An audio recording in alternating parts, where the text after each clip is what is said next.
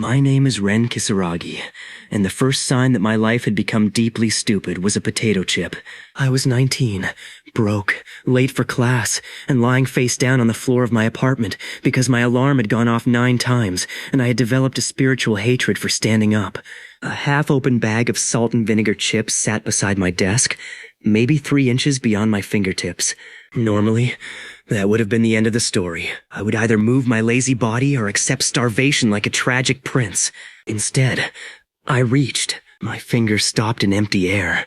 Then something that felt exactly like my hand, except invisible and slightly cold, kept going. The chip moved. I froze. The chip slid 1 inch toward me. I stared at it for 10 full seconds, which was 9 seconds longer than I had ever stared at educational material in my life. Then I tried again. My real fingers stayed where they were, but I felt this strange pressure beyond them, like my body had forgotten where it ended. I pinched at empty air. The chip lifted. I screamed, dropped it, and slapped myself in the face. That was how I discovered my superpower. Not during a meteor shower. Not after meeting a dying wizard. Not while saving a child from a bus. I was trying to avoid moving 6 pounds of body weight to obtain a chip. The universe looked at me and said, "Apparently this lazy bastard deserves magic." I spent the next hour testing it instead of going to class. A pen half an inch past my reach? Easy. A coin exactly 1 inch past my middle finger? I could touch it. A coin 1¼ inches away? Nothing. I tried with my feet. Same result. If I kicked at the air, I could feel my toes existing 1 inch farther than they should. I tried my elbow and accidentally knocked a cup off the desk without physically touching it. I tried my nose, which accomplished nothing useful except making me look like I was trying to headbutt oxygen. The extra reach was real. It was invisible. It copied whatever part of my body I extended from, and it stopped exactly 1 inch beyond my skin. At first, I assumed I had suffered a stroke. Then I remembered strokes usually do not let you steal chips from geometry. I wrote the date on my wall calendar and underneath it wrote, "Extra reach, 1 inch." The next morning, I tested it before brushing my teeth. 2 inches. I nearly swallowed the toothbrush. The following morning, 3 inches. That was when my brain finally caught up to the situation. 1 inch every day. Not 1 inch whenever I trained. Not 1 inch whenever I got angry. Not 1 inch after defeating an enemy and absorbing his crystal. Every time I woke up on a new date, the invisible extension was longer. I did the math. After a month, I would have roughly 2.5 extra feet. After a year, more than 30 feet. After 10 years, I would be able to sit in a parking lot and steal fries from people in another zip code.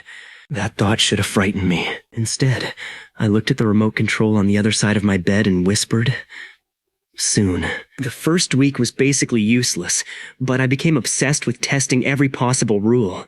The invisible extension could pass through air, obviously, but not solid objects. If there was glass between me and a coin, I hit the glass. If I reached around the edge of the glass with my wrist angled correctly, the invisible hand seemed to follow the motion. It was not telekinesis. It was more like my body had an invisible duplicate connected to it by an invisible stretch of limb. I could feel texture through it. Cold metal. Rough paper. Warm coffee mugs. On day 6, I poked a hot pan from 6 inches away and burned my invisible fingertip. The pain appeared in my real finger. I spent the next 5 minutes hopping around my kitchen yelling because I had somehow invented wireless stupidity. That was the first important rule. Whatever my invisible extension felt, I felt. The second rule was force. It seemed able to use about as much strength as the real body part behind it. If I extended my hand, the distant invisible hand could grip with my normal grip strength. If I braced my shoulder, I could shove. If I punched, the impact happened at the end of my extra reach. That meant on day 7 I could punch something 7 inches away. I tested this on a hanging pillow. The pillow flew backward. My fist never touched it. I stared at my hand and experienced the most dangerous feeling available to a 19-year-old man with no money and no supervision. Confidence. By day 10, I was using my power for tiny crimes against inconvenience. Socks under the bed were no longer safe. Light switches could be hit without moving. I could lie on the couch and pull snacks off the coffee table. One morning I reached into the bathroom from the hallway and grabbed my towel after forgetting it. That was the first moment I thought this ability might genuinely improve civilization. Then I used it to flick the toilet paper roll while sitting down and spent 8 minutes trying to make it spin like a game show wheel. Human progress has always been messy. I told nobody. Not because I had some noble secret identity reason. I just knew exactly what my best friend Daichi would do if he found out. He would immediately ask me to use it to grab a convenience store hot dog from outside the store. Then somehow we would both end up arrested while he insisted it was technically a magic trick. Daichi was the kind of person who could turn free samples into legal trouble, so I kept quiet and acted normal. This became difficult on day 14. I was in a lecture hall, pretending to take notes while actually drawing a muscular hamster in the margin of my notebook, when my mechanical pencil rolled off the desk. Without thinking, I reached down. The pencil stopped falling in midair about a foot below my hand. I caught it. Nobody should have noticed. Unfortunately, the girl beside me, Aiko Mori, noticed everything. Aiko had sharp eyes, perfect grades, and the emotional expression of someone reviewing tax fraud. She looked at my hand, then at the pencil, then back at my hand. I slowly placed the pencil on my desk and nodded like nothing strange had happened. She did not ask a question. That was worse. For the rest of class, I could feel her staring at me whenever she thought I was not looking. Afterward, I escaped by taking the stairs 2 at a time and promising myself I would never use the power in public again. That promise lasted until lunch. I was at a noodle shop when a little kid at the next table dropped his plastic dinosaur under a vending machine. His mother tried to reach it, failed, and was about to ask an employee for help. The dinosaur was maybe 10 inches under the machine. Day 14 gave me 14 inches. I waited until nobody was looking, extended 2 fingers beneath the vending machine, pinched the dinosaur by its tail, and dragged it out. The kid gasped like he had witnessed the resurrection of a prehistoric god. His mother thanked me. I felt amazing. Then I tried to casually lean back, forgot my invisible hand was still extended, and smacked a stranger's ankle from 2 feet away. The guy spun around ready to fight the furniture. I buried my face in my noodles so hard I almost inhaled broth through my eyeballs. By week 3, the reach had become long enough to affect daily life. I stopped getting out of bed to close curtains. I could retrieve my charger from the floor. I could open my refrigerator while standing at the counter, which felt luxurious until I realized I still had to physically move the food toward me because the invisible hand had to carry it through space. That led to my first major experiment. Could I pull myself toward something? If the invisible hand was part of me, then grabbing a fixed object and pulling should create force in both directions. I tested it with my apartment door frame. I stood 2 feet away, reached out, felt the invisible hand clamp around the frame, and pulled. My body lurched forward. I smashed forehead first into the wall. I woke up on the floor with a lump above my eyebrow and the powerful understanding that Spider-Man had probably gone through some embarrassing prototypes. Still, the principle worked. If I could grab something stronger than me, I could pull myself toward it. At only 3 weeks of growth, this was mostly a party trick. But every morning the distance increased. 22 inches, 23, 24. I began measuring it with tape and marking the number on my calendar. It felt like watching a stock chart where the only investment was my increasingly unreasonable arm. On day 30, I had 30 extra inches, 2.5 feet. That was the day Daichi almost discovered everything because he came over unannounced. I was in bed, phone charging on the desk, and I had become so used to reaching that I simply extended my invisible hand and picked it up. The phone floated off the desk. Daichi walked in at the exact moment it crossed the gap. He stopped. I stopped. The phone hung in the air like it had been caught committing adultery. I panicked and flung it. It hit Daichi in the chest. He stared at me. I stared at him. Then I told him I had attached fishing line to my phone. He looked around my room, saw no fishing line, and somehow accepted this explanation because Daichi's brain is a studio apartment with no furniture. He asked why. I said I was practicing. He said it was cool, and that was that. I realized I was not hiding from a detective. I was hiding from a man who once microwaved a spoon because he wanted the ice cream to become easier to scoop. The first month taught me another strange fact. The extra distance did not vanish if I bent my arm. If I extended from my hand, I could move that invisible hand around within a radius determined by my current reach. As long as I could imagine the motion and there was an unobstructed path, that meant I could reach around furniture. By day 40, I could stand at the end of my bed and snake my invisible hand around the nightstand to pick up things behind it. By day 50, I could turn a doorknob from several feet away. By day 60, my power finally became dangerous in the stupidest way possible. I got good at claw machines. Not good. Unethical. Daichi dragged me to an arcade because he wanted a giant plush shark wearing sunglasses. The claw machine had been designed by people who hated joy. The claw was weak, the prize was wedged in the corner, and Daichi had already lost enough coins to fund a minor bridge repair. I watched him fail 12 times. Then I looked at the glass. Glass blocked my invisible reach, but the prize chute did not. There was an opening at the bottom. On day 62, I had more than 5 feet of reach. I crouched near the prize slot pretending to tie my shoe, extended my invisible hand through the opening, up into the machine, around the plastic flap, and into a mountain of stuffed animals. I could feel fuzzy fabric at the end of an arm that did not exist. I grabbed the shark. Then I discovered a new problem. The shark was enormous. My invisible hand pulled it toward the chute. The shark's sunglasses caught on another plush toy. That toy caught on a third. Suddenly, the entire pile shifted. Daichi screamed because he thought the machine had finally respected his financial sacrifice. I tugged harder. The shark came loose. So did 6 other stuffed animals. They exploded through the prize chute in a fuzzy avalanche. A little pink bear hit me in the face. A banana plush shot between Daichi's legs. A giant penguin rolled across the floor and knocked over a toddler's juice cup. Every child in the arcade turned toward us like starving villagers witnessing divine bread. Then the alarm started. Daichi, without asking a single question, grabbed the shark and ran. I followed because apparently friendship means participating in whatever felony your idiot chooses first. We escaped into the shopping center, sprinted past a cosmetics store, and hid behind a photo booth. Daichi was hugging the shark with tears in his eyes. I was sweating like I had robbed a bank using ghost fingers. He looked at me and said the machine must have malfunctioned. I agreed. Then he said we should go back tomorrow. I told him I would rather shave my ass with a cheese grater and attend a pool party in lemon juice. That was the moment he finally suspected something was weird about my behavior. But luckily my personality had always been bad enough to provide cover. By the end of the 3rd month, my reach had passed 7 feet.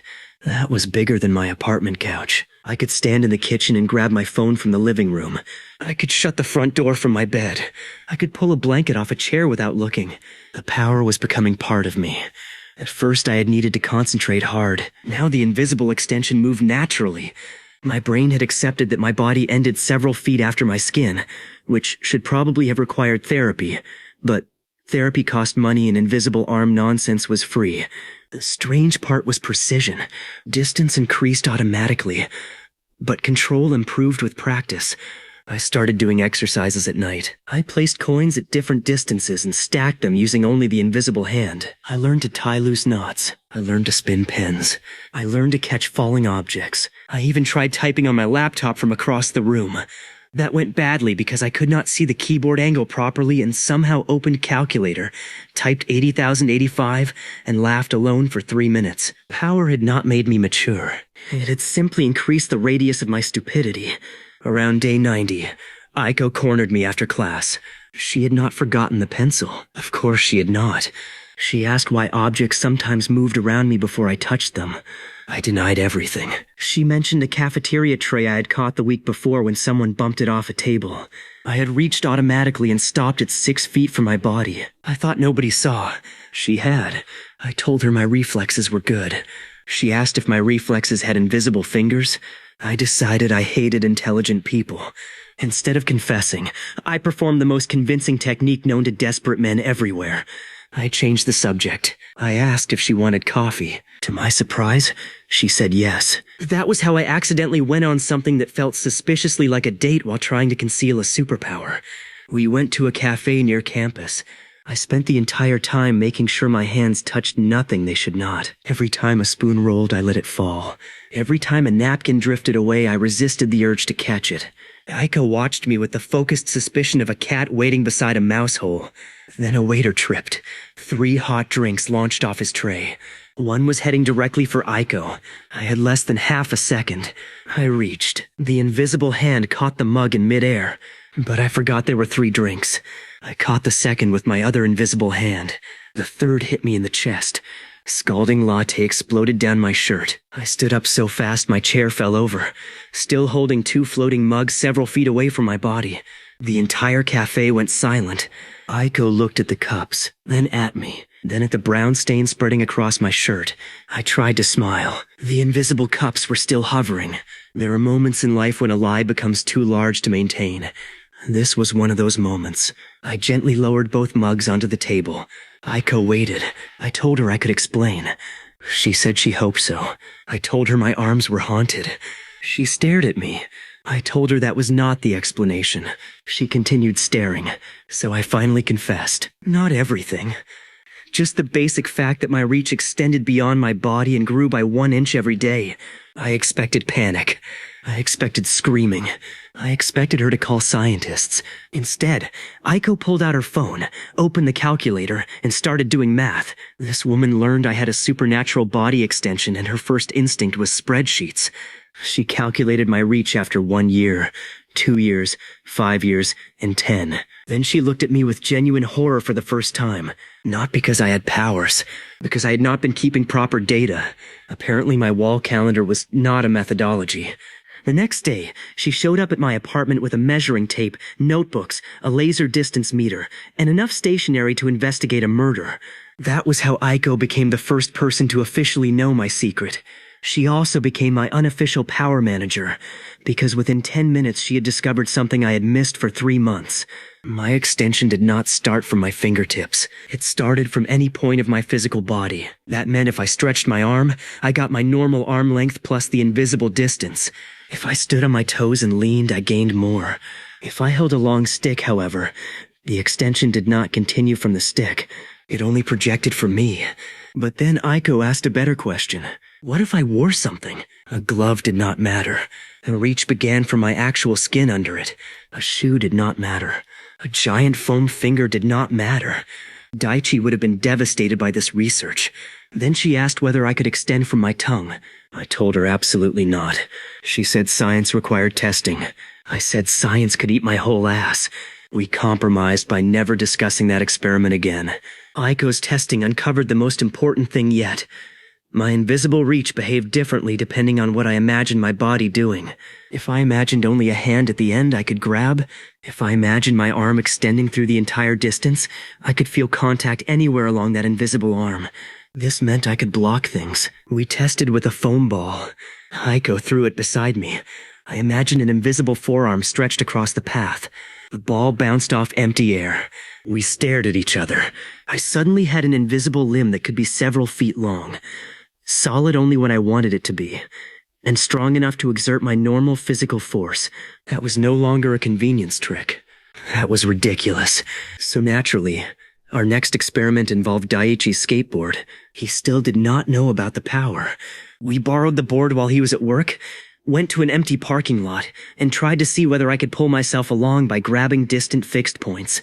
At day 104, my extension was 8 feet 8 inches.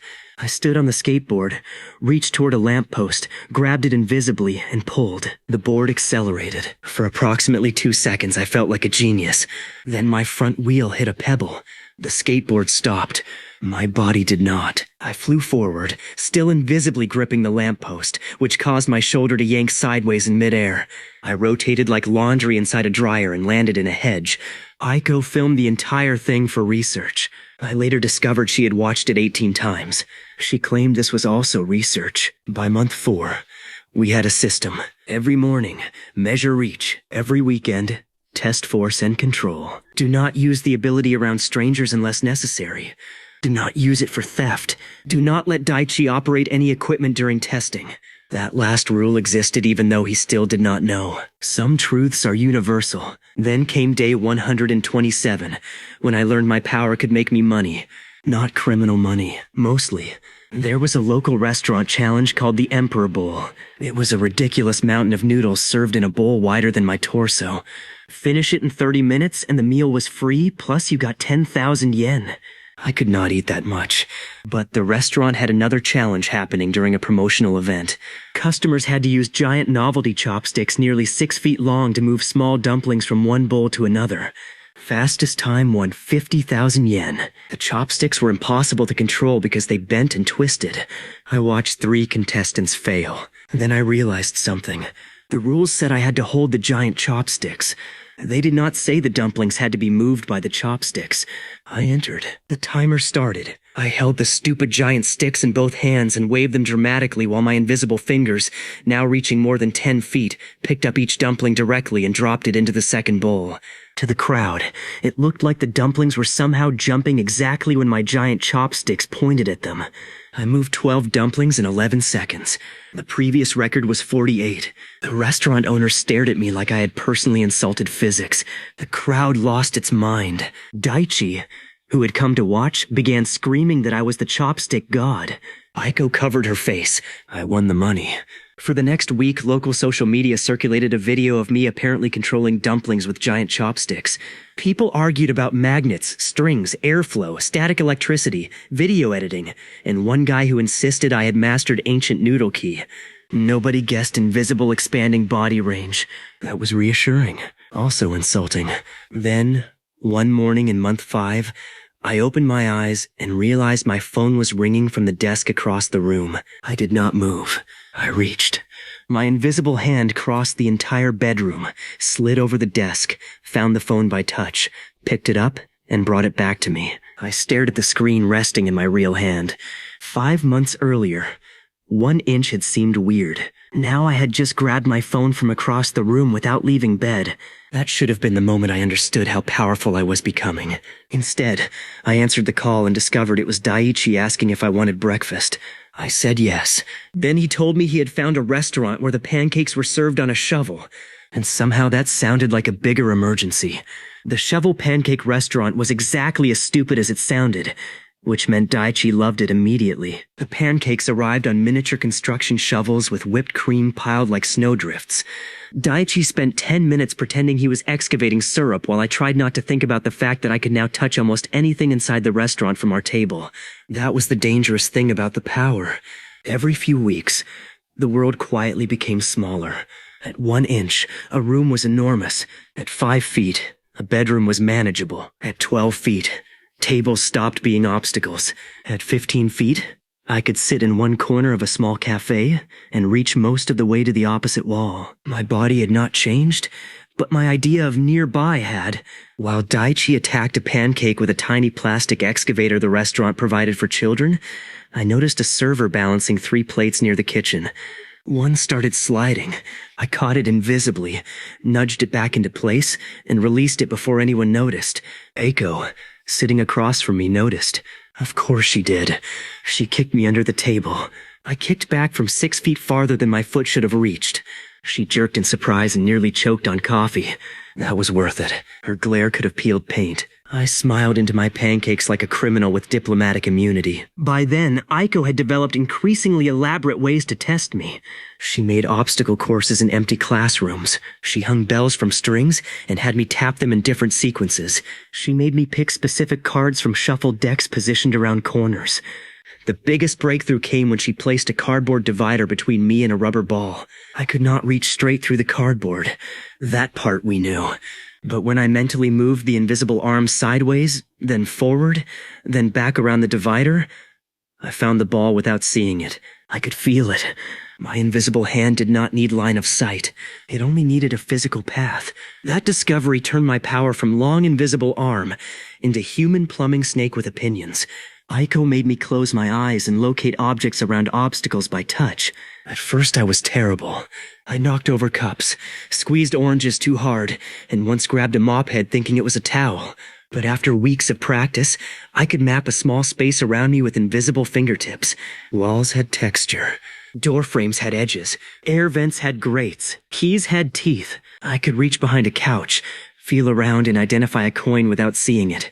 This had immediate consequences for my apartment. I found 13 missing coins, 3 pens, 2 socks, a fork, an unopened candy bar, and something under the refrigerator that may once have been a grape but had evolved beyond our understanding. I touched it with the invisible hand and instantly regretted possessing nerves at a distance. It felt moist, furry, and spiritually hostile. I sealed it in a plastic bag using kitchen tongs and threw it away without ever looking closely. There are some creatures mankind is not meant to identify. If a thing under your fridge has both fuzz and moisture, that is between it and God. Around month 6, Daichi finally learned the truth. Not because I told him, because he is a magnet for accidents. We were walking home from campus when he spotted a limited edition canned coffee in a vending machine across a narrow alley. The machine was on the other side, maybe 18 feet from us. My reach was a little over 15 feet, so technically I could not touch it from where I stood. Daichi ran into the alley. A delivery bicycle came around the corner at the same moment. He froze directly in its path. I reacted without thinking. I extended both invisible arms, grabbed the back of his jacket from several yards away, and yanked. Daichi flew backward like someone had hooked him with a fishing rod. The bicycle passed where he had been standing. He landed on his butt next to me. The cyclist shouted something about watching where we were going and kept riding. Daichi looked at the alley, then at me, then at the untouched back of his jacket. I tried the fishing line explanation again. He told me to stop disrespecting him. That was fair, so I finally showed him. I placed his canned coffee on a bench, stepped 15 feet away, and picked it up without touching it. Daichi's mouth opened. I moved it left. His head followed. I moved it right. His head followed. I raised it above him. He stood up and tried to grab it. I lifted it higher. For 30 seconds, I forgot I was demonstrating a supernatural ability, and instead treated my best friend like a cat chasing a laser pointer. Eventually he realized I was messing with him and called me a bastard. Then he demanded to know how far I could reach. When I told him the range grew 1 inch every day, he became so excited that strangers turned to look. He immediately produced 14 illegal ideas, 3 profitable ideas, 2 ideas involving women that I refused to let him finish, and 1 suggestion involving a zoo that may have violated international treaties. Eiko had been correct about telling him last. We established rules. Daichi was forbidden from suggesting crimes. He asked what counted as a crime.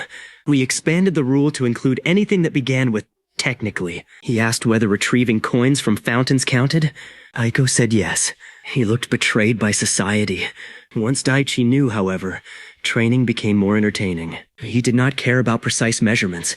He cared about spectacle. Could I slap 2 drums at once from opposite sides of a room? Yes. Could I play table tennis against myself? Badly. Could I hold an umbrella over someone 15 feet away while standing under a roof? Yes, although the umbrella looked possessed. Could I steal his hat from behind him while standing in front? Once I learned to curve around his shoulder. Yes. Could I give myself a high five using 1 invisible hand? Technically, yes, but the sensation was so weird that my brain rejected it. It felt like shaking hands with a ghost who had stolen my fingerprints. Then Daichi asked the question that changed how I thought about combat. Could I punch around someone's guard? Eiko immediately said we were not testing that on a person. Daichi immediately volunteered. He put on boxing gloves and protective headgear. I stood 10 feet away. He raised both gloves in front of his face. I reached straight toward him. He blocked the first invisible jab because I told him where it was coming from. Then I curved my invisible arm around his left side and gently tapped the back of his helmet. Daichi spun around. I tapped the opposite side. He spun again. I tapped the top. He looked upward like an idiot being attacked by rain. Then I flicked the helmet strap from below. He screamed that my power was cheap. He was correct. It was extremely cheap. I could attack from angles that did not make visual sense. My real shoulder could face forward while the invisible hand approached from the side. I could feint with my real fist and poke someone from behind. Aiko pointed out that if I ever got into a real fight, the safest option was still running away. Daichi said that was cowardly. Aiko reminded him he had once lost a fight with an automatic sliding door. Daichi said the censor had cheated. I had no argument because I was surrounded by lunatics.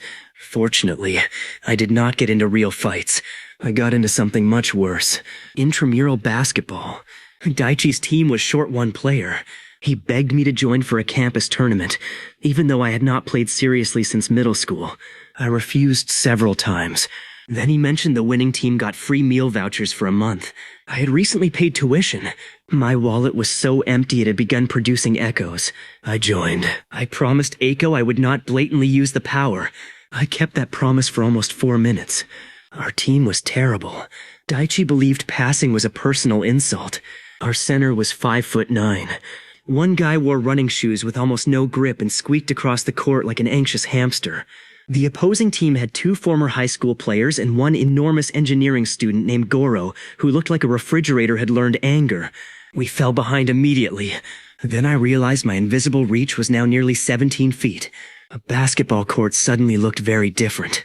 I did not need to touch the ball dramatically. I only needed tiny corrections. A pass headed slightly wide, invisible fingertip, a rebound bouncing away, tiny nudge, an opponent dribbling too far from his body, gentle tap at the perfect moment. To everyone else, I suddenly had incredible instincts. To me, it felt like playing a video game with cheat codes installed directly into space. I started stealing passes I had no business reaching. I blocked a shot while standing several feet away. I caught a ball behind my back without turning around because my invisible hand found it first. The crowd began reacting every time I moved. Daichi became unbearable. He started shouting that I had awakened. I told him to shut up before I awakened my foot into his colon from 17 feet away. At halftime, we were somehow winning by 6. Aiko came down from the bleachers and warned me I was being too obvious. I said nobody would assume superpowers. At that exact moment, a player on the other team walked past and muttered that I was probably using magnets. Aiko looked at me. I told her humanity was safe. The second half became ridiculous. Goro started guarding me personally. He was huge, fast, and clearly offended by my existence. Every time I tried to move, he stayed between me and the basket. So I stopped trying to move. I let Daichi handle the ball, stood near the 3-point line, and secretly used invisible hands to redirect passes around Goro. The ball seemed to curve at impossible angles. One bounce pass changed direction after hitting the floor. Another floated just long enough to miss a defender's fingertips. The crowd started chanting my name. I had barely touched the ball physically. Then, with 20 seconds left, the score was tied. Daichi took a terrible shot because of course he did. The ball hit the rim and bounced high. Goro boxed me out. I could not get around him. Physically, my invisible arm went over his shoulder, across the lane, and reached the ball while it was still in the air. I could not grab it without making the cheating obvious, so I flicked it, just once. The ball changed direction by maybe 2 inches. That was enough. It dropped through the hoop. We won. The gym exploded. Daichi tackled me. Our squeaky shoe teammate cried. Goro stared at the basket like it had betrayed his bloodline, and I spent the celebration wondering whether using supernatural reach for cafeteria vouchers counted as corruption. Eiko later told me yes. I ate free curry the next day anyway. Month 7 brought my first job built around the ability. I had been working occasional shifts at a convenience store, but the manager at a small theater near campus needed someone backstage. The pay was better, and the work involved moving props, curtains, ropes, and equipment. This was perfect. Nobody questioned a stagehand who seemed unusually good at grabbing things from ladders. I could stand safely on the floor and adjust objects 12 or 15 feet above me. I could retrieve drop tools behind scenery without crawling around. I could pull cables through narrow gaps by feeling around corners.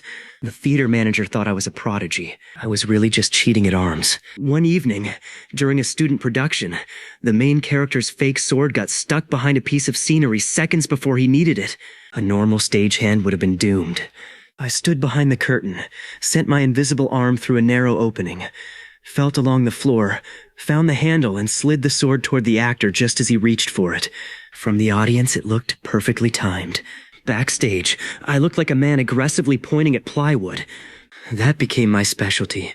Problems happened. I fixed them from stupid distances. A curtain snagged? Reach. A prop rolled under the stage? Reach. Someone forgot a hat on the wrong side of the set? Reach around the backdrop and toss it into position. For the first time, the power felt useful without being secret crime useful. Then came the pigeon incident. The theater had a loading door that opened into an alley. One afternoon, a pigeon flew inside and somehow made it onto a lighting rig high above the stage. Everyone tried to scare it down. The pigeon refused. It sat above us with the confidence of a landlord. I could reach it. I should not have reached it. But I did. I extended an invisible hand upward and tried to gently shoo it toward the door. The pigeon felt something touch its tail. It went insane.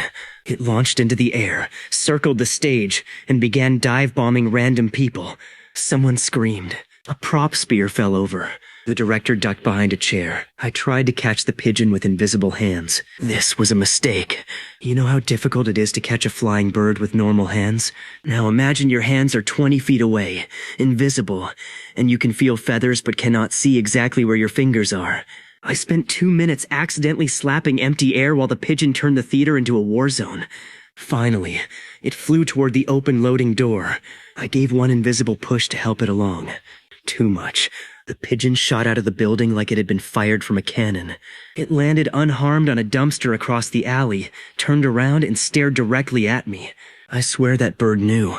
For the rest of the month, it waited on the theater roof. Every time I arrived for work, it watched me. I named it Greg because my supernatural nemesis sounded less intimidating when it had an accountant's name. Aiko said Greg was not plotting revenge. Aiko was wrong. 2 weeks later, Greg stole my sandwich. He flew past the loading door, snatched it right out of my hand, and landed on a fire escape. By then, my reach was almost 20 feet. The fire escape was 19 feet away. I slowly extended my invisible hand. Greg stared at me with one dead little dinosaur eye. I grabbed the sandwich. He grabbed it harder. For 3 seconds, I played supernatural tug-of-war with a pigeon. Then the bread ripped. Greg flew away with half. I stood in the alley holding the other half and understood that power does not eliminate humiliation. It just creates higher budget humiliation. Around day 200, Aiko introduced a new training challenge. She wanted me to use multiple contact points at once. Until then, I usually imagine one invisible extension from each hand. But technically the effect came from my entire body. Could I extend 5 fingers separately? Could I touch multiple things with one hand-shaped endpoint? Could I create a broad surface using my palm? The answer was yes, but it hurt my concentration. She hung 10 ping-pong balls from strings in a room. I had to stop all 10 from swinging using only invisible contact. At first I managed 2, then 3, then 5. After a month, I could feel all 10. It was like learning to control extra fingers that existed 20 feet away from me. The mental strain gave me headaches, but it opened absurd possibilities. I could carry a tray invisibly while using my real hands for something else. I could hold a door open from across a hallway. I could catch several falling objects at once. And, as Daichi discovered, I could attack a person with multiple simultaneous flicks.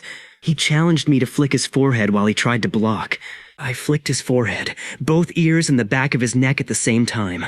He dropped to his knees and accused me of becoming a cursed massage chair. Then he begged me to scratch the middle of his back. I told him that request had somehow made our friendship disgusting. He offered me 500 yen. I took the money. Everybody has a price. Mine was apparently the cost of a convenience store lunch. By month 8, my effective reach had crossed 20 feet. That was the length of a small room. It was also approximately the width of the narrow street outside my apartment. One rainy night, I opened my window because I heard someone shouting below. A woman stood on the opposite sidewalk under an awning. Her umbrella had blown out of her hand and landed in the street. Cars were passing, and every time she tried to step out, another vehicle came through. The umbrella was lying almost directly below my window, but slightly toward the far side of the road. I was on the 3rd floor, too far vertically. I could not reach it from the window, but the stairwell landing on the 2nd floor had a window lower down. I ran downstairs. From there, the umbrella was maybe 22 feet away. My reach that day was just over 20 feet, plus my physical arm. I leaned out, stretched until my ribs pressed against the frame, and extended everything I had. My invisible fingertips brushed wet fabric. The umbrella shifted. I reached farther. My middle finger hooked the handle. Then a bus came down the road. For one horrifying second, I realized my invisible arm was technically extended across traffic. The bus passed through the space between my real body and the umbrella. Nothing happened. My extension had no solid arm unless I chose to make contact. The bus did not hit me. The umbrella remained hooked. I pulled it off the road, lifted it above the sidewalk, and dropped it gently beside the woman. She looked around in complete confusion. Then she picked it up. I ducked away from the window before she could see me. My heart was pounding. That was the first time I had reached across a street. Not completely from one side to the other. Not dramatically. I had leaned halfway out of a second-floor window like an idiot and hooked an umbrella by one finger. But still, across the street. 8 months earlier, I had celebrated moving a potato chip 1 inch. Now roads were becoming small. I went back upstairs, opened my calendar, and looked at the numbers stretching into the future. 1 year, 2 years, 3. The line kept growing. Aiko had once asked whether there was a limit. I had no answer. Every morning, the world gave me 1 more inch. And every night, I became just a little less certain that distance was going to matter to me forever. After the umbrella, I made the mistake of feeling heroic. This lasted 3 days. On the 4th day, I used my invisible reach to retrieve a sock from the balcony clothesline without going outside, accidentally hooked a pair of my neighbor's underwear, and dragged them through my open window. I stood there holding someone else's underwear in my invisible hand while Aiko stared at me from the table. No amount of supernatural power prepares a man for explaining why airborne panties have entered his home with intent. I returned them immediately. Aiko wrote, "Precision under low visibility still needs work," in her notebook. I wrote, "Delete this page before I die." She refused. Month 9 began with a new discovery about momentum. If I grabbed something far away and swung it, the object behaved as if my hand were actually there. That part made sense. What I had not understood was how quickly I could reposition the invisible hand itself. My real arm had normal speed limits. The extension did not seem to stretch outward like rubber. It appeared wherever along my reachable path I intended it to be, almost instantly, as long as I could mentally trace the route. That meant I could tap 2 points 20 feet apart faster than I could physically run between them. Aiko tested this using numbered pads on opposite walls. At first, I alternated between them in about half a second. After practice, the delay became tiny. Daichi watched the pads click back and forth and immediately asked whether I could use this to play whack-a-mole professionally. We ignored him. Then he found a competitive whack-a-mole machine at an arcade. We stopped ignoring him. The machine had 12 holes. Normally, one person stood in front and swung a foam mallet. I stood 6 feet away holding the mallet loosely while using invisible fingers to press every mole the instant it appeared. The score counter began making noises I had never heard before. The machine was designed to reward skill, not paranormal harassment. I hit 47 targets, then 60, then 80. The scoreboard passed the recorded high score and kept climbing. At 100, the machine played a victory melody. At 112, the melody restarted on top of itself. At 126, the display froze. At 130, every mole popped up simultaneously and stayed there like they were unionizing. Then smoke came out of the side panel. We ran. I did not technically touch the machine with anything except my own body, which became a sentence I wisely did not present to management. The reach also changed transportation. Not in the cool way at first. I missed a bus. The doors closed 10 feet in front of me. Normally, I would have accepted defeat and waited 20 minutes. Instead, I reached through the narrowing gap before the doors fully met and hit the interior stop button. The driver reopened the doors. I got on feeling like a genius. Then I realized 5 passengers had watched the button press itself. One elderly woman crossed herself. I sat in the back and pretended to be interested in my phone. The next week, I tried something more advanced. I was running late again because my relationship with clocks was adversarial. The bus was pulling away from the stop as I came around the corner. There was a metal signpost beside the stop, about 25 feet away. My reach was just enough. I grabbed it invisibly and pulled. My body accelerated forward. Not a lot. Just enough to turn a desperate sprint into an unnatural lunge. I reached the bus door before it closed. That worked, so obviously I became overconfident. Soon I was practicing anchor movement in empty parks at night. I would grab a tree 20 feet away and pull myself toward it while running. It felt like receiving a sudden burst of speed. If I released before reaching the tree and grabbed another object farther ahead, I could chain the motion. Tree, lamppost, fence, bench. Each invisible pull added momentum. I was not swinging through the city. My range was still too short, and gravity remained a hateful little bureaucrat, but I could move fast in bursts. The first time I chained 5 poles successfully, I crossed a small park faster than I had ever sprinted. The second time, I grabbed a trash can that was not bolted down. Instead of pulling myself toward it, I pulled the trash can toward me. It flew across the path, hit my shin, flipped over, and dumped half a bag of garbage onto my shoes. Aiko, once again filming for research, laughed so hard she had to sit down. A banana peel landed on my shoulder. I looked like a rejected superhero whose origin story involved municipal waste. The lesson was simple. Anchors had to be heavier than me or securely fixed. That led to the most humiliating training spreadsheet Aiko had ever created. She categorized objects into safe anchor, questionable anchor, and absolutely not. Concrete pillar. Safe. Tree. Safe. Park bench. Depends. Bicycle rack. Questionable. Vending machine. Absolutely not. Daichi? Only if you want Daichi to become a projectile. He saw that entry and demanded a test. We refused. He offered to wear a helmet. We continued refusing. Month 10 was when strangers began noticing a pattern around me. Not the power itself, just the strange luck. Objects never quite fell when I was nearby. Doors opened at convenient moments. Drop phones bounced sideways instead of hitting concrete. Balls changed direction. People tripped and somehow caught themselves on nothing. Campus accounts started posting clips under the nickname Ghost Hand Guy. The first video showed the basketball game. The second showed my dumpling challenge. The third showed me near a staircase when a student dropped a laptop and it mysteriously stopped 6 inches above the steps before landing safely. I had not known anyone film that. Daichi thought the nickname was incredible. I thought it sounded like a pervert who haunts train stations.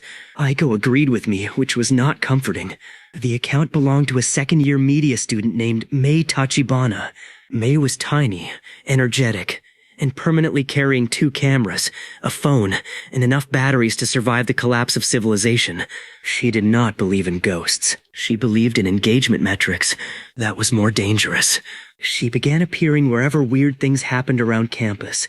If I went to the cafeteria, May was there. If I went to the gym, May appeared in the bleachers. If I worked at the theater, somehow she had tickets. She was not stalking me personally, at least not at first. She was tracking Ghost Hand Guy incidents, and I happened to be present in all of them because I was the Ghost Hand Guy. This created a problem. I could either stop using the power in public completely, or become much better at hiding it. I chose the second option because maturity had already missed its chance with me. Aiko designed stealth drills. I had to manipulate an object while making it look like something else caused the movement. A breeze, a footstep, a door closing, someone bumping a table. The key was timing. If a bottle fell by itself, people noticed. If a bottle fell exactly when somebody slammed a backpack onto the table, everyone blamed the vibration. If a hat moved on a calm day, weird. If it moved when a bus passed, wind. Human beings hate unexplained events, but we absolutely love lazy explanations. Within weeks, I could use the power in crowded places without creating obvious floating objects. Then May trapped me. Not literally. She invited Daichi, Aiko, and me to a campus Halloween event she was filming. The event included a haunted classroom built by the media club. I should have known. The room was dark. Fake cobwebs hung from desks. Speakers played whispers. A mannequin sat in the corner wearing a bloody school uniform. Daichi screamed at a plastic skeleton before anything even happened. Then the door slammed behind us. A recorded voice announced that we had to find a hidden key. I immediately sensed the setup. May wanted to film people searching in the dark. She probably hoped Ghost Hand Guy would do something strange. I decided I would not use the power. Then Daichi walked into the mannequin, panicked, and punched it. The mannequin's head flew off, bounced across a desk, and knocked the hidden key into a ventilation opening. Everyone went silent. May stared at the vent. Daichi stared at his fist. Aiko stared at me. The key had fallen at least 6 feet into the duct. No normal hand could reach it.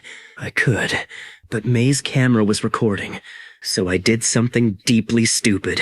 I got down on the floor, shoved my entire real arm into the vent up to the shoulder, and pretended to strain while my invisible hand traveled through the duct and found the key. The metal inside was cold and dusty. I traced the bottom, felt a screw, found a candy wrapper, touched something sticky that I still pray was old soda, and finally found the key. I pulled it toward the opening. Then my invisible fingers touched another hand. I almost screamed, but there was a human hand inside the duct. It grabbed me. I yanked backwards so hard I hit my head on a desk. A fake hand slid out of the vent attached to fishing line. May burst out laughing. She had planted it as part of the haunted room prank. I lay on the floor clutching my chest while Daichi laughed hard enough to wheeze. For 1 second, I had genuinely believed some ventilation demon had grabbed my supernatural limb and decided to drag my soul through an air conditioner. I told May her prank was evil. She said my reaction would get excellent views. I told her if she posted the part where I squealed, I would crawl into the sewer and become a cryptid. She posted it. It got 80,000 views. The internet named my scream the Haunted Kettle. This was not the fame I had imagined, but the incident taught me something important. I had felt the fake hand before seeing it. My distant touch was getting sensitive enough to identify shape almost instantly. It gave Aiko another idea. Blind retrieval. We began visiting escape rooms. Not to cheat the games, officially. For training. Mostly. Escape rooms were perfect obstacle courses. Drawers, locks, hidden compartments, narrow gaps, puzzles. I challenged myself to map spaces without looking directly at them. I never solved codes using the power if the code was meant to be found normally. That would ruin the game. But if a clue fell behind furniture, it mysteriously returned. If a key sat inside a cage, my invisible finger could sometimes reach through the bars. If an object had to be transferred through a maze, I could feel the walls. Daichi declared we had become the greatest escape room team in history. Then we entered a room with a pressure plate puzzle that required all 4 players to stand in different corners. There were only 3 of us that day. I put my foot on one plate, stretched an invisible foot nearly 25 feet across the room, and pressed another. Aiko handled the third. The door opened. Daichi stared at the empty 4th corner and whispered that I had ghost feet now. I told him never to say those words again.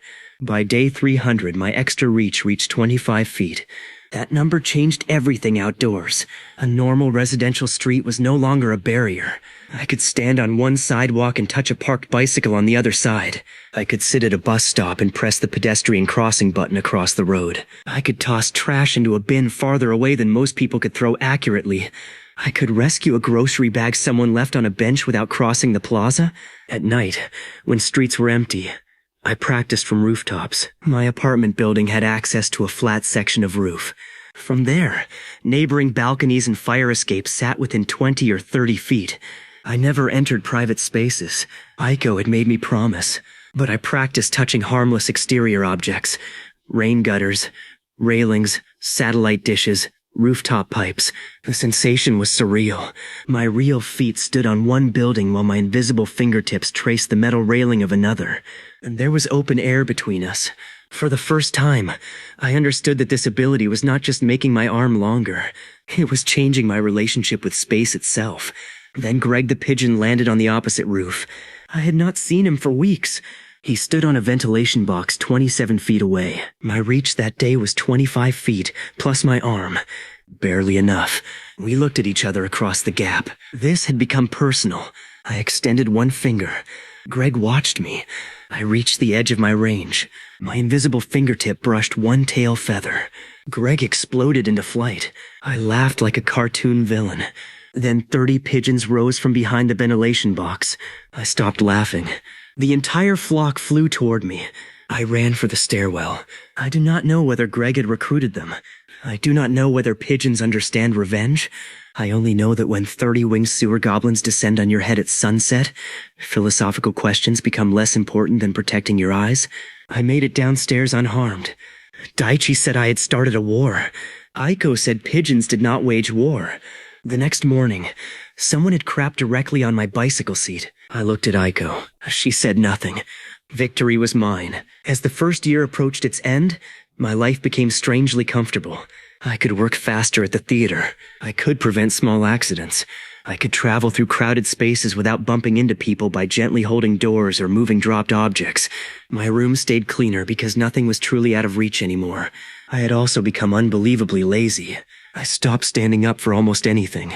Remote control? Reach. Phone? Reach. Water bottle? Reach. Curtains? Reach. Snack cabinet? Reach. One Saturday, Aiko visited and realized I had arranged my entire apartment around staying in one chair. My kettle, mugs, tea, snacks, charger, books, trash can, and game controller were all within 30 feet, which meant functionally they were in my lap. She called the setup horrifying. I called it optimized.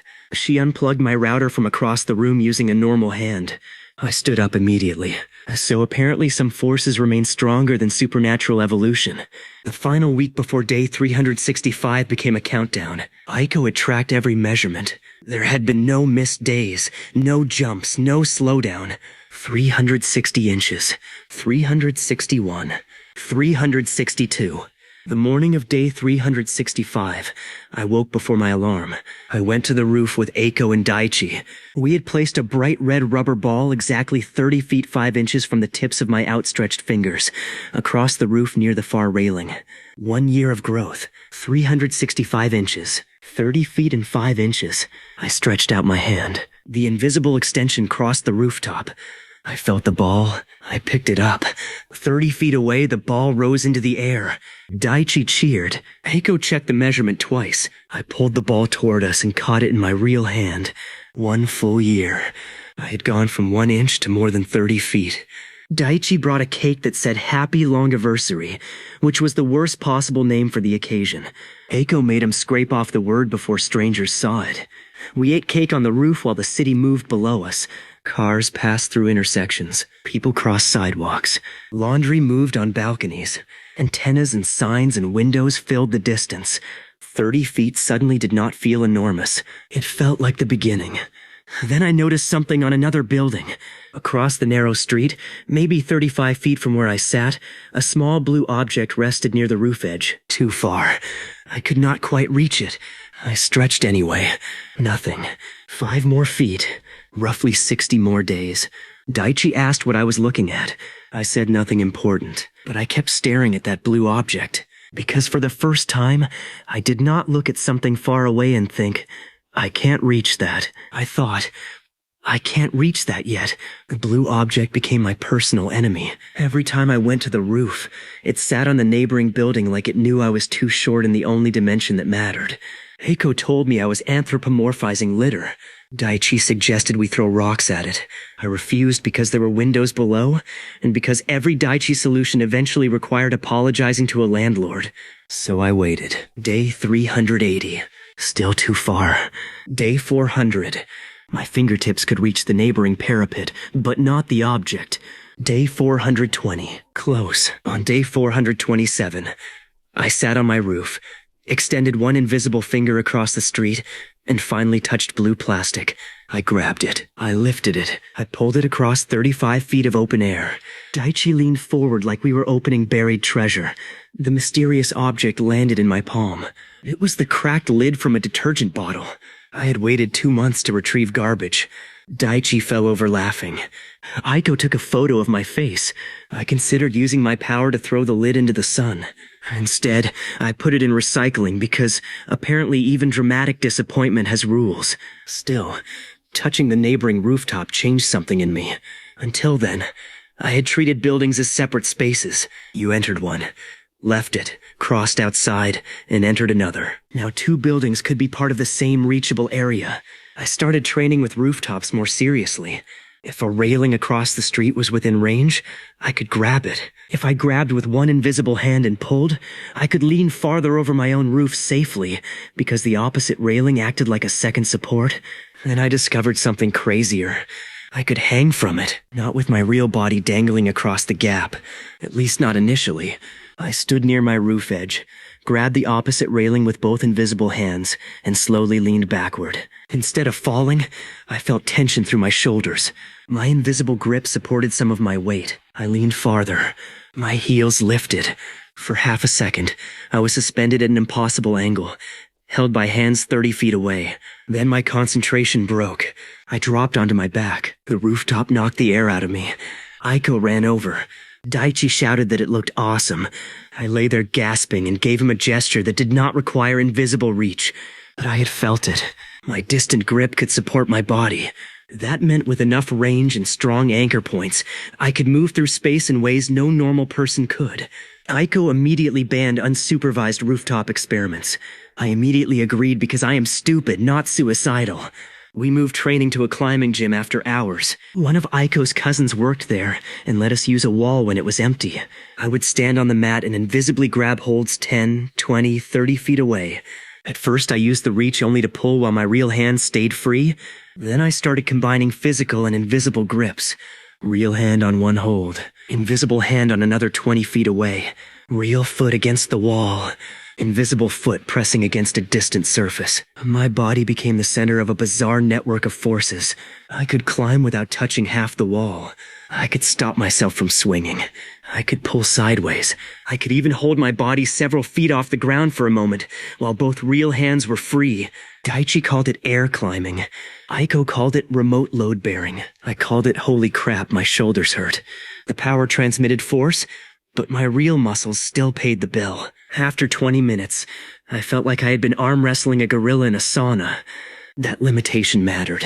My reach could become 100 feet long, but if I tried to lift a refrigerator at the end of it, I would still be a 19-year-old idiot with normal muscles attempting to lift a refrigerator. Then Daichi suggested I use leverage. We all stared at him. He asked why we looked surprised. Aiko said it was the first useful physics concept he had produced voluntarily. He told her to kiss the deepest part of his ass crack. She told him that sentence had lowered the national average IQ. I wrote test leverage in the notebook and moved on. The leverage idea worked, but not magically. If I could hook an object and use a real railing or edge as a pivot, I could redirect force. I could pull things sideways, roll heavy objects, or lift one end slightly. The invisible limb itself did not create a solid rope through space unless I consciously made it solid. But I could brace against surfaces and use geometry. Aiko became disturbingly happy about this. She started drawing diagrams. I started regretting giving a top student access to physics-breaking anatomy. By month 15, my reach was nearing 40 feet. That was when we created the Lost Object side hustle. It began with a classmate dropping her apartment key through a storm drain. She complained about it during lunch. The grate was bolted down, and she had already called the property manager. I asked where the drain was. Aiko looked at me. I looked at Aiko. Daichi smiled like a criminal raccoon. That evening, after dark, we went to the drain. The key was maybe 6 feet below the grate and several feet sideways in shallow runoff. I knelt beside the opening, extended 2 invisible fingers through the bars, followed the concrete channel by touch, found the key ring, and lifted it out. It took 30 seconds. Our classmate was so grateful she bought us dinner. Daichi saw capitalism. Within a week, he had created a social media page called Impossible Retrieval Services. He did this without permission. The description claimed we specialized in lost items in stupid places. I made him remove a line promising extraction from active volcanoes. He argued that we could charge extra. I asked how 40 feet of invisible reach protected me from lava. He said we would wear gloves. I stared at him until he apologized to science. The service became weirdly popular on campus. We never explained how I retrieved things. Customers assumed we had flexible tools, magnets, grabbers, camera probes, or specialized equipment. Sometimes we did use tools to maintain the illusion. Mostly I just reached. A ring behind a radiator, a key between elevator doors, a phone on a locked balcony, a wallet dropped behind bleachers, an earbud fallen into a narrow pipe. Each job became a puzzle. The hardest early case involved a student who dropped a flash drive into a gap behind a built-in cabinet in the engineering building. The opening was barely 2 inches wide. The drive had fallen down almost 12 feet inside the wall cavity. I could not see it.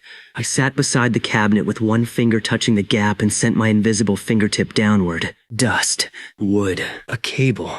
More dust. Something crunchy that I chose not to identify. Then smooth plastic. I pinched the drive and pulled it upward. Halfway out, it snagged on a cable.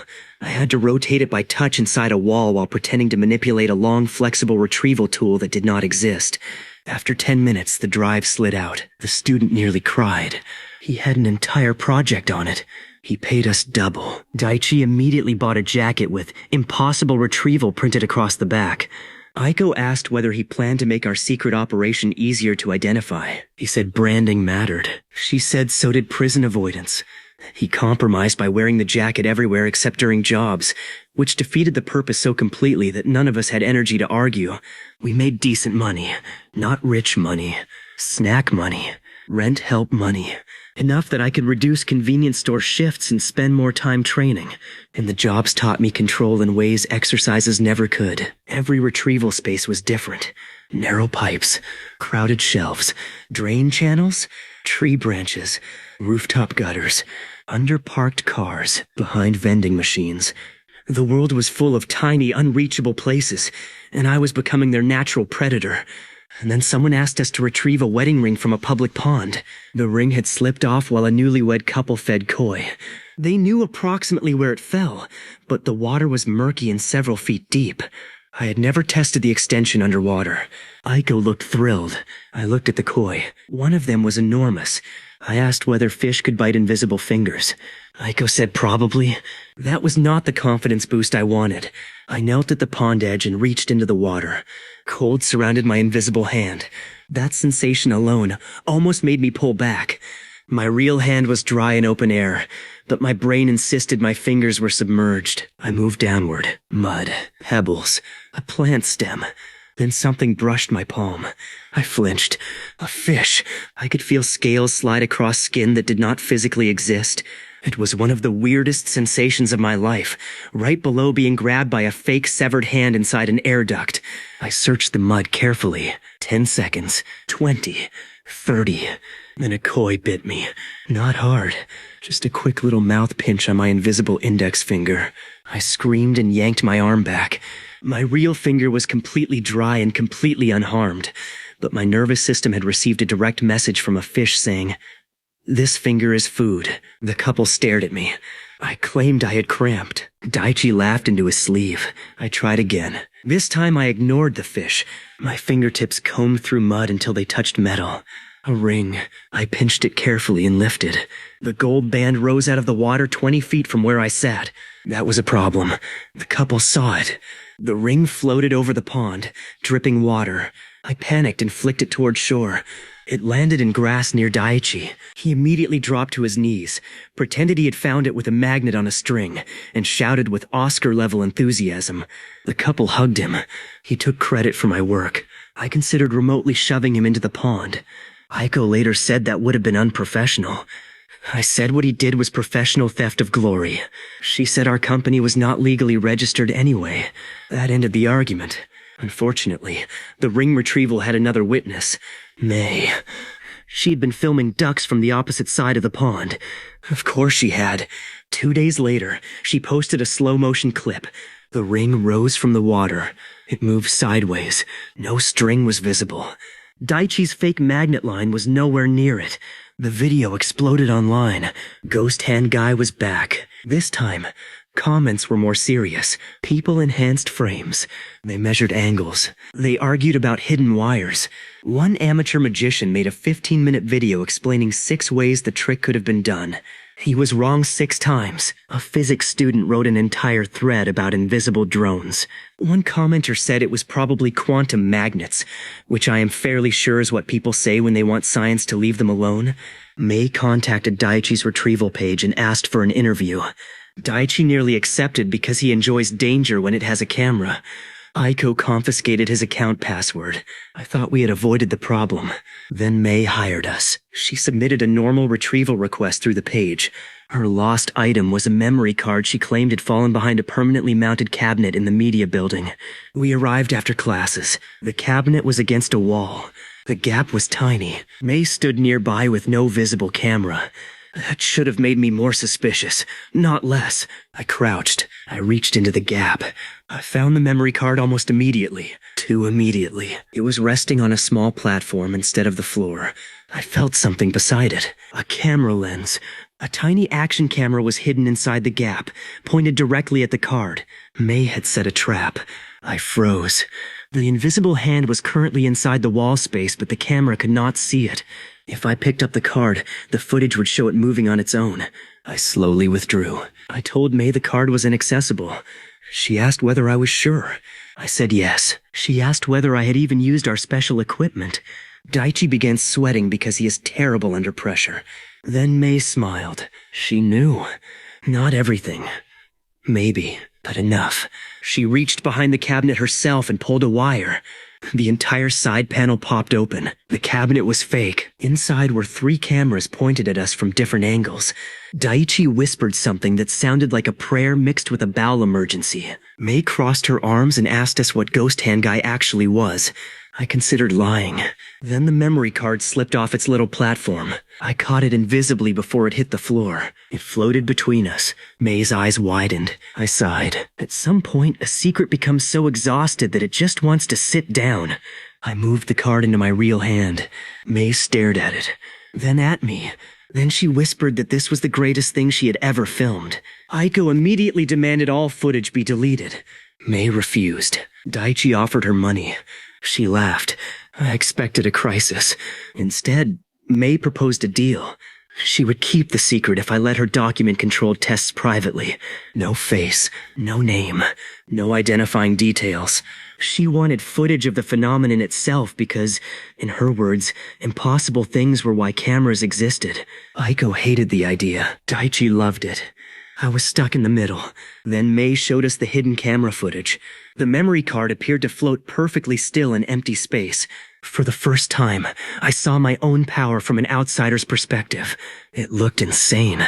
There was no shimmer, no outline, no special effect. An object simply behaved as if a hand existed where nothing was visible. I understood why people online were obsessed. So I agreed under strict conditions. No posting without permission, no identifying backgrounds, no experiments involving strangers, no live streams, no Daiichi-designed challenges unless 3 separate adults approved them. Daiichi objected to being treated like hazardous equipment. Eiko reminded him about the zoo idea. He stopped objecting. May's first private recording session was simple. A plastic cup on a table 30 feet away. I picked it up, rotated it, set it down. Then I moved 2 cups at once, then 4, then 8 ping pong balls. From the camera's perspective, objects floated and moved with precise human-like motion. May watched the monitor with a smile that worried me. She said we could create visual effects no studio could reproduce cheaply. That gave me an idea. The theater. We began using the power intentionally in student productions. Carefully. A ghost story featured a scene where books slid off shelves by themselves. I did it from backstage. A fantasy play needed a sword to fly into a hero's hand. I delivered it invisibly through the air.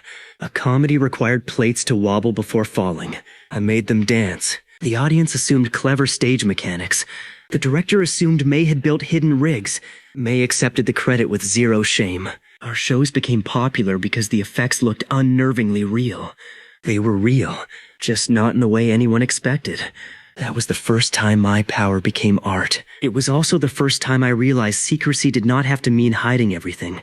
Sometimes you could show people the impossible directly, as long as you gave them a normal explanation to hold on to. Humans are generous that way. Tell them a floating sword is stage technology, and they will clap instead of calling a laboratory.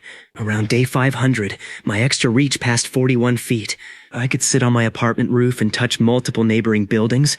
I could grab street signs from half a block away. I could reach through open windows across narrow alleys. I could pull myself toward distant railings hard enough to make short jumps feel almost weightless. And I could finally do something Daiichi had been demanding for months.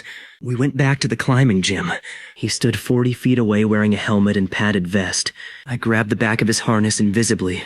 He spread his arms. I pulled. Daiichi slid across the padded floor on his feet for about 6 feet, lost balance, and traveled the rest of the way on his butt while screaming with joy. He stopped at my shoes. His hair was wild. His helmet had rotated sideways. His dignity was in another prefecture. He looked up and said we had invented human fishing. Aiko told us both to go to hell. May asked if we could do it again in slow motion. And that was the moment I realized my secret team had grown from 1 responsible person and 2 idiots into 1 responsible person, 2 idiots, and a filmmaker actively rewarding the idiots. This was going to become a problem. It became a problem exactly 6 days later. May entered a short film competition. She did not tell us until after registering. Her concept was a 3-minute supernatural comedy about a lazy apartment ghost who refused to haunt people properly. Doors would open by themselves, food would float across rooms, a broom would sweep without anyone holding it, and at the end the ghost would use its powers only to steal a blanket from a sleeping man. I listened to the pitch and realized with increasing horror that the ghost was basically me. May said art draws from life. I said plagiarism also draws from life. Daichi wanted to play the sleeping man. Aiko wanted a written agreement stating no identifying footage of my ability would be released. May wanted to win. Somehow all 4 goals became compatible. We filmed in an empty apartment owned by May's aunt. I stayed behind the camera or around corners while objects moved through the set. A cereal box floated from a shelf. A spoon stirred coffee by itself. A sock crawled across the floor like a lazy worm. A game controller rose from a table and operated itself while Daichi pretended to sleep on the couch. That last shot required me to press buttons from 30 feet away while watching a monitor. It was insanely difficult. I kept hitting the wrong controls. At one point, the game character spent 30 seconds spinning in circles, while Daichi lay motionless pretending this was intentional ghost behavior. May loved the take because she said it made the ghost look stupid. Again, plagiarism. The final shot involved a blanket sliding across the room and covering Daichi. I grabbed the blanket invisibly, lifted it, and tried to lay it gently over him. The fabric folded around my distant hand. I lost track of one corner. The blanket twisted. Instead of tucking him in, I wrapped his entire upper body and rolled him off the couch like a human burrito. He hit the floor and shouted from inside the blanket. May kept filming. Aiko laughed. I tried to unwrap him from across the room and somehow tighten the blanket around his legs. For 20 seconds, Daichi resembled a kidnapped caterpillar having a tax dispute. That take made the final film. It won first place. The judges praised its seamless practical effects. May accepted the award with a straight face. I sat in the audience and discovered that getting away with something can be more stressful than getting caught. After the screening, a local magician approached her. His name was Shuna Magi, and I recognized him from posters around the city. He did stage illusions, street magic, and online videos where he explained fake paranormal clips. He was not famous, but he had enough followers that Daichi immediately started whispering subscriber numbers in my ear. Shun asked May how she had done the floating object effects. She said custom rigging. He asked what kind. She said custom. He smiled. I disliked him instantly because it was the smile of a man who had just found a puzzle and planned to ruin everybody's afternoon. A week later, he attended our theater show. Then another. Then he posted a video analyzing the flying sword effect. He ruled out visible wires, magnets, compressed air, and editing. His conclusion was that the mechanism was hidden in the stage floor. Wrong, but close enough to be annoying. Daichi commented anonymously that Shun was afraid of real wizard hands. Eiko found out and nearly threw his phone out a window. Unfortunately, Shun replied. He invited the anonymous commenter to prove it. Daichi accepted. Eiko did throw his phone after that. I caught it invisibly before it hit the wall. This was how I ended up at a private magic studio on a Sunday afternoon participating in what Daichi had advertised as a supernatural showdown. Shun thought we were bringing some new illusion technique. May brought cameras. Aiko brought a headache. I brought 44 feet of invisible reach and regret. Shun began with normal tricks. He made cards appear in impossible places. He vanished coins. He pushed a signed card through a glass tabletop. He made Daichi choose a number and somehow revealed it inside a sealed envelope. I knew these were tricks. I still felt violated. Magicians are just professionally licensed liars with good sleeves. Then it was our turn. I told Shun to place a coin anywhere in the room. He put it on a high shelf behind me. I did not turn around. I extended an invisible hand backward, felt along the shelf, found the coin, and flicked it off. It flew over my shoulder. I caught it physically. Shun stared. He checked the coin, then the shelf, then my clothes. He asked to repeat the test. This time, he placed a rubber ball under a clear plastic bowl 20 feet away. The bowl blocked me. So I reached to the table edge, curved around, slid under a small gap where the bowl did not seal perfectly, and touched the ball with one fingertip. I rolled it in a tiny circle without lifting the bowl. Shun stopped smiling. He inspected everything. He searched for wires. He checked for magnets. He waved a flashlight around the ball like invisibility might get nervous and confess. Then he did something clever. He placed 5 objects around the studio, turned off the lights completely, and asked me to move the red cube. I could not see, but I had trained blind retrieval for months. I swept invisible fingertips across shelves until I found shapes. Cylinder, sphere, deck of cards, cube. I picked up the cube. The lights came on. The red cube was floating halfway across the room. Shun looked at me with the face of a man whose religion had just been mugged. I lowered it. For once, he had nothing to say. Then Daichi ruined the dramatic silence by whispering, "Wizard hands." Shin threw a deck of cards at him. After that, Shin became our 5th secret keeper. He was also the first person to understand the performance possibilities better than Mei. The magician already knew how to direct attention. He knew where audiences looked, when they expected motion, and how to hide a method in plain sight. My power gave him a method nobody could find. His knowledge gave me camouflage. We started collaborating. Not publicly as me. I remained a hidden assistant. In one trick, Shun tossed a ring into the air. I caught it invisibly and held it above the audience while he showed both hands empty. Then I slipped the ring into a sealed glass box positioned 40 feet away. The audience went insane.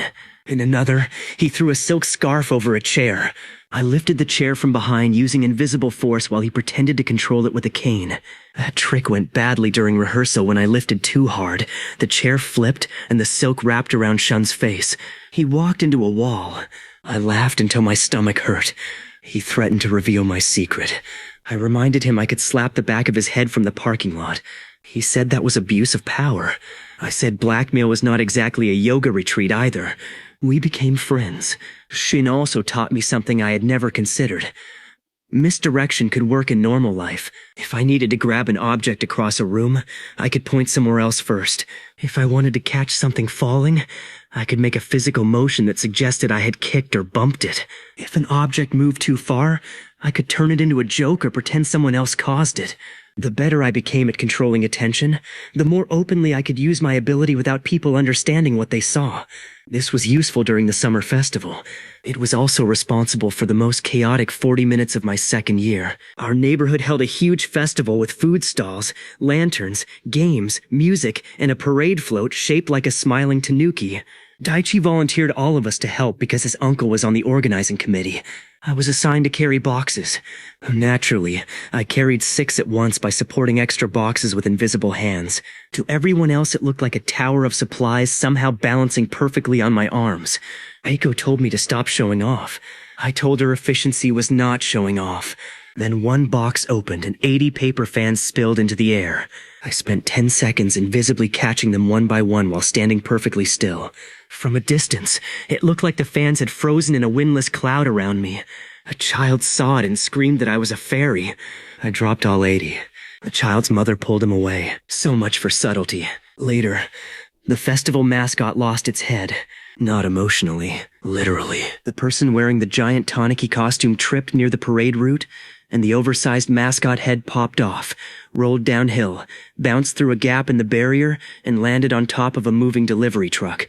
Nobody noticed except me, Aiko, Daichi, Mei, and approximately 50 horrified children. The truck kept moving. The mascot performer stood headless in the street. Children began crying. Daichi shouted that we had to save Tanuki-san. I did not know when the mascot had earned an honorific, but there was no time. The truck was already 40 feet away. My reach was around 46 feet. I extended both invisible hands. The truck moved farther. 42 feet. 44. 46. My fingertips touched synthetic fur. I grabbed one ear. The truck continued. The mascot head jerked backward. For one terrifying second, the ear stretched. I pulled harder. The head came loose from the roof. It flew through the air toward me. This was not subtle. A 4-foot-wide Tanuki head sailed above a festival crowd with no visible support. People screamed. Phones rose.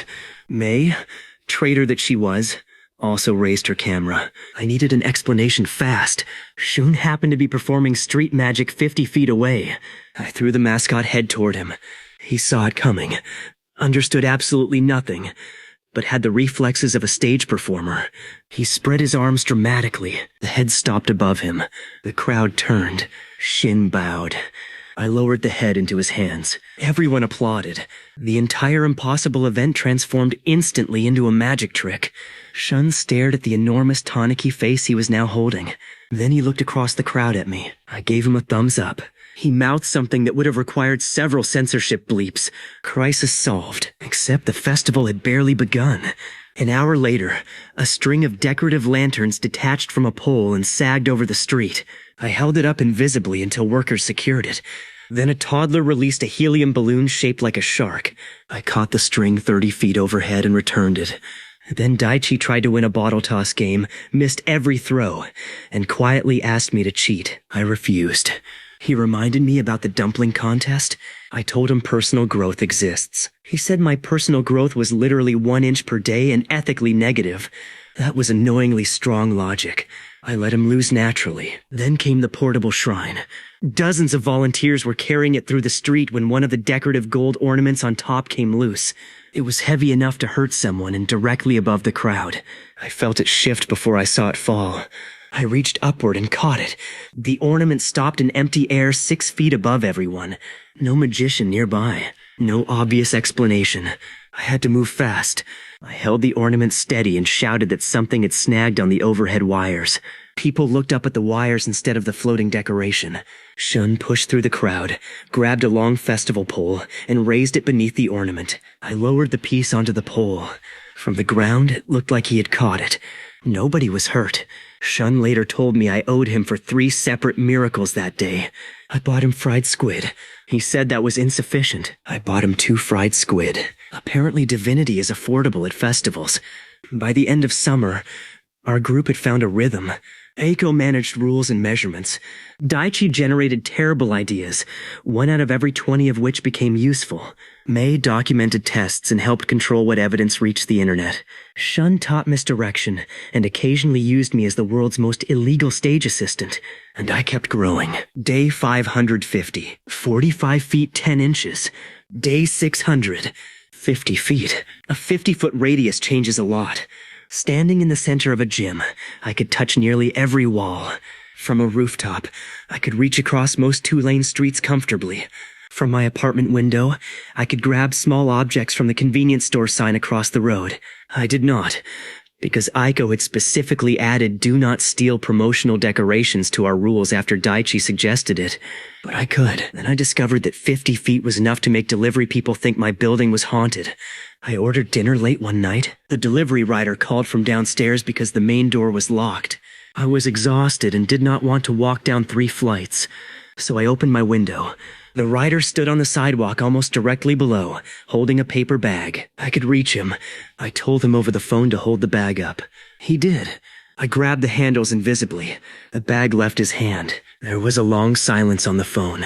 I slowly lifted my dinner 3 stories through open air. The rider watched it rise. I could hear his breathing through the speaker. I pulled the bag into my window. He asked what had just happened. I panicked and said we had a basket system. He looked up. There was no basket. I said the basket was transparent. There was another silence. Then he hung up. My food arrived safely, but I had probably given a stranger a permanent distrust of architecture. Aiko found out because I told the story myself, expecting sympathy. She stared at me for a full 5 seconds and asked whether walking downstairs had truly been harder than inventing an invisible basket lie. I said yes. She said my power was turning me into garbage. I reached across the room and handed her a drink without standing. She took it. Hypocrisy defeated morality once again. The second winter brought snow. Snow was incredible for training because it made invisible contact visible. If I dragged an invisible fingertip across fresh snow 40 feet away, a line appeared. If I pressed an invisible palm into a snowbank, a handprint formed with no arm leading to it. May filmed hours of this in isolated parks. We made footprints appear one after another across untouched snow while I stood still. We drew giant faces on slopes from a distance. We built a snowman without walking to it, by rolling snowballs with invisible hands. That last experiment became a disaster because I could not judge the weight properly. The bottom snowball grew too large. I pushed it downhill. It rolled faster, then faster. It collected more snow. Daichi began cheering. Aiko began shouting. The snowball became roughly the size of a washing machine and continued toward a row of public trash bins. I reached around the front and tried to stop it. The impact hit my invisible palms and transferred straight into my shoulders. I got dragged 3 steps forward. The snowball slowed, but did not stop. Shun joined physically, bracing against me from behind. Daichi finally realized cheering was not a valid braking system and helped.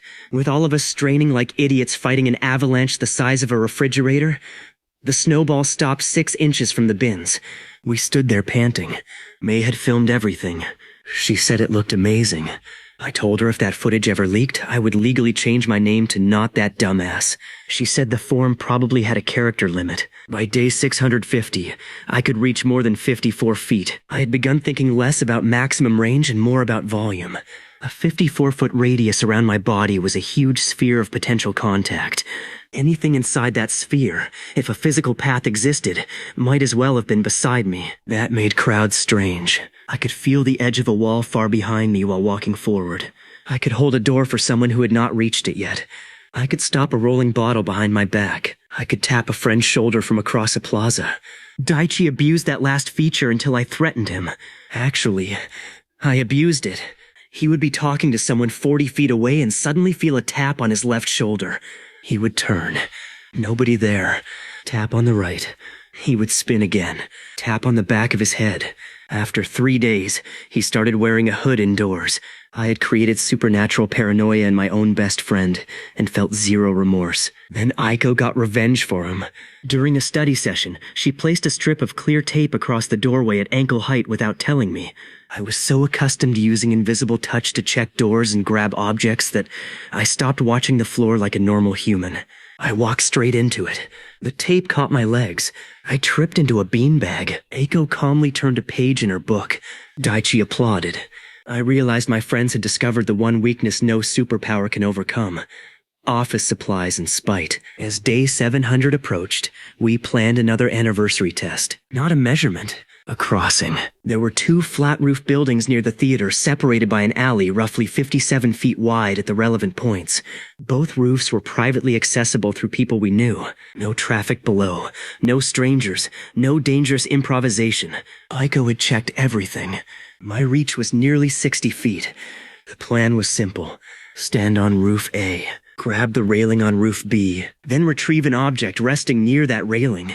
Nothing more. Daichi asked whether I could jump across while holding the distant railing.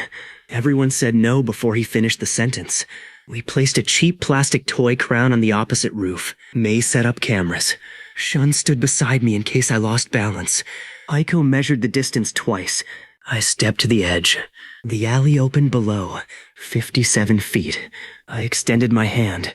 The invisible reach crossed empty space. I felt the opposite railing. Cold metal. I wrapped my fingers around it. Then I reached with the other hand and found the toy crown. I lifted it. From my perspective, the sensation was simple. Pick up object. Hold object. From the camera's perspective, a crown on another building rose into open air and flew across an alley toward a man who never left his rooftop. I pulled it closer. 50 feet. 40. 30. 20. 10. Then it entered the space above my roof. I caught it physically and put it on my head. Daichi cheered and declared me King Long Arm. Aiko told him never to say that phrase in public because it sounded like a medical condition sold through spam email. May kept filming. Shun looked across the gap and said we were reaching the point where stage tricks were no longer the interesting part. I knew what he meant. The alley felt smaller than it had a year earlier. Buildings were becoming stepping stones. Not yet physically, but soon. Very soon. Soon arrived because Daichi is incapable of letting a bad idea age naturally. 3 days after the rooftop crown test, he showed up with climbing harnesses, 2 helmets, a coil of professional rope, and the expression of a man whose search history had probably triggered several warnings. He said he had found a safe way to test crossing the alley. Aiko asked whether safe meant an actual expert had approved it. Daichi pointed at the harnesses. Aiko asked again. He admitted the cashier at the outdoor store had said the equipment was good. She confiscated everything until we contacted an actual climbing instructor. 2 weeks later, after permits, roof access, anchored safety lines, padded gloves, and so many precautions that Daichi visibly aged from boredom, we tried it. The idea was not to jump 60 feet. That would be insane. The idea was to learn whether my invisible grip could control my body during a small, fully secured hop near the roof edge. I stood 3 feet back from the edge wearing a harness connected to a certified anchor.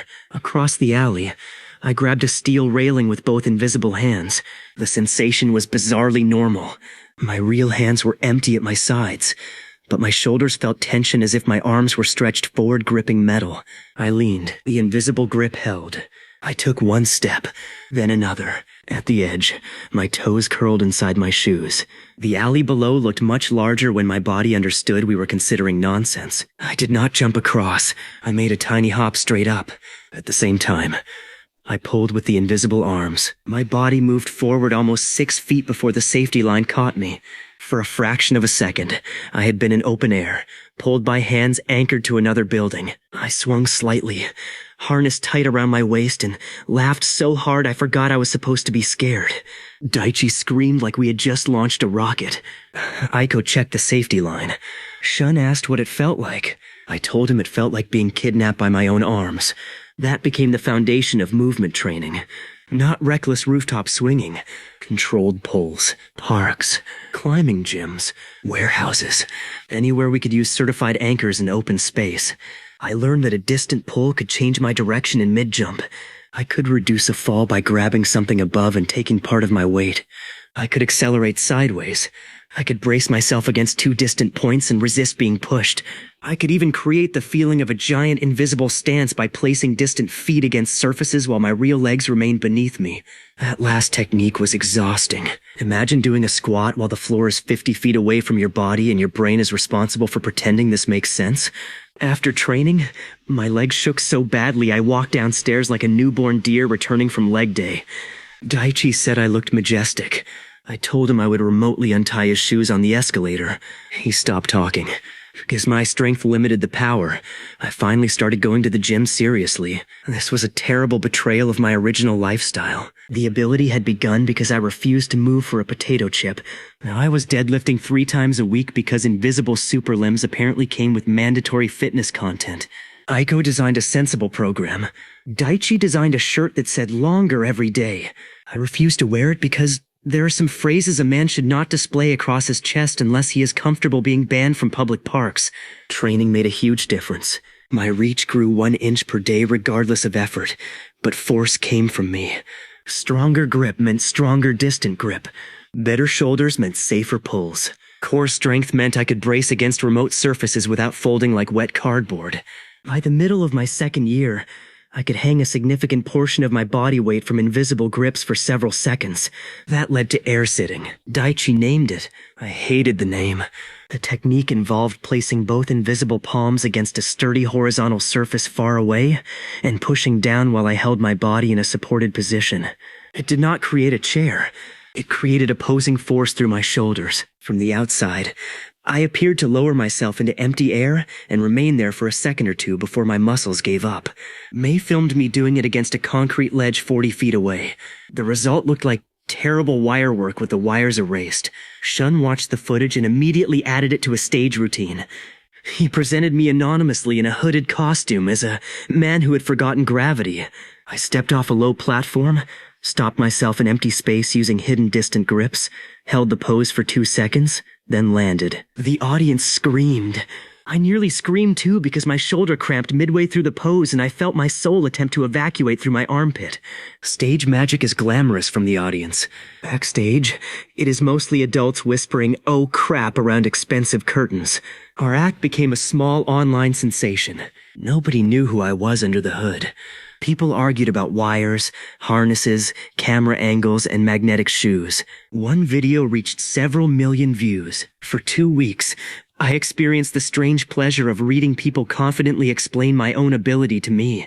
A commenter wrote 6 paragraphs proving the stage floor contained hidden electromagnets. The stage floor was wood. Another insisted I was an advanced robot. Daichi replied that the robot had student debt. I made him delete it. The money from Shun's shows was nice, but the best part was access to professional staging spaces. Riggers understood loads. Performers understood balance. Safety crews understood exactly how quickly a cool idea could become a lawsuit. Without knowing the truth, they forced us to design every trick conservatively. That kept me alive while my power kept expanding. Day 670, 55 feet 10 inches. Day 700, 58 feet 4 inches. Day 730, 60 feet 10 inches. 2 full years. We celebrated on the same rooftop as before. This time the test object was not across an alley. It was on the roof of a building across a 4-lane street. We had permission from the building manager through Shun, who had performed at an event there. The object was a bright orange traffic cone placed near the roof edge. Distance from me to the cone? Just under 60 feet. I sat on my rooftop chair. Actually sat. No leaning out windows. No dramatic pose. I held a canned coffee in one real hand and extended the other. My invisible reach crossed above the street. Cars moved below. Pedestrians waited at the light. Nobody looked up. My fingertips reached the opposite building. Concrete. Metal flashing. Warm roof surface. Then plastic. The cone. I grabbed the top. Across the road, a traffic cone rose into the air. I lifted it a few inches, rotated it once for May's camera, and set it back down. Then I reached for a second object, a folded newspaper weighted by a small clip. I pinched the paper. I lifted it. I pulled it across the street. The newspaper traveled above 4 lanes of traffic, perfectly steady, while I sat drinking coffee on another building. When it reached me, I took it with my real hand, unfolded it, and pretended to read. May lowered the camera. Daichi went quiet for once. Aiko looked at the street below, then at the distance between the roofs. Shun smiled. 2 years earlier, I had moved a potato chip 1 inch. Now I could sit on a rooftop and pick up something lying on another building across the street.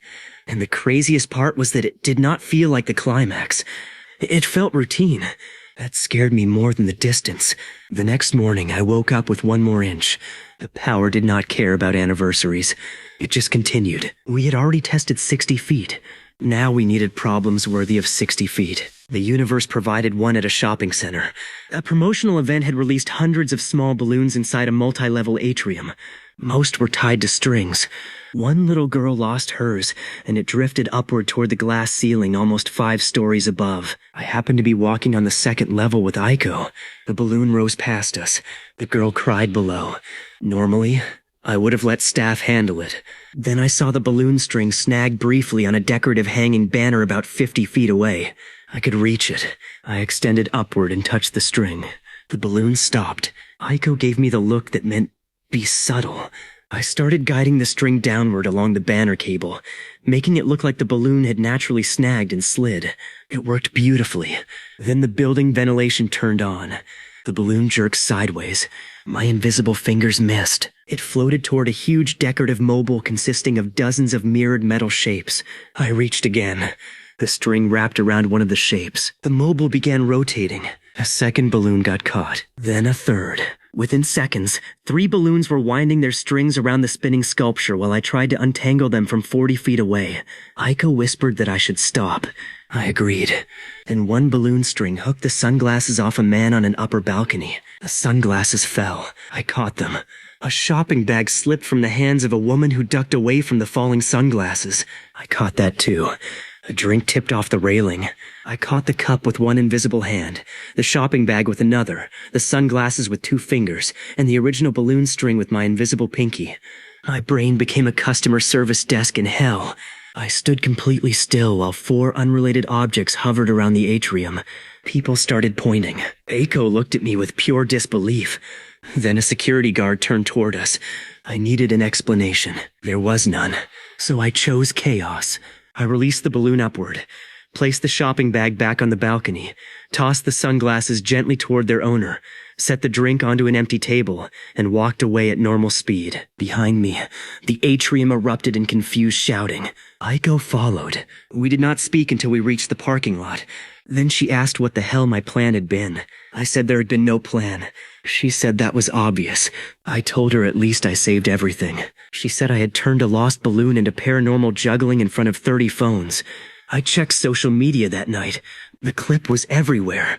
Not my face, thankfully. The camera angles focused on the floating objects. People called it the mall poltergeist. May texted me one message. You absolute idiot. Shun sent 3 laughing emojis and a link to his next show. Daichi asked whether we could recreate it with chainsaws. I blocked him for 12 minutes. The viral mall clip had an unexpected benefit. Everyone assumed it was a publicity stunt. The shopping center denied involvement. That made people believe it even more. A paranormal channel claimed the building sat on cursed land. A marketing expert claimed the denial was part of a campaign. A magician claimed hidden drones.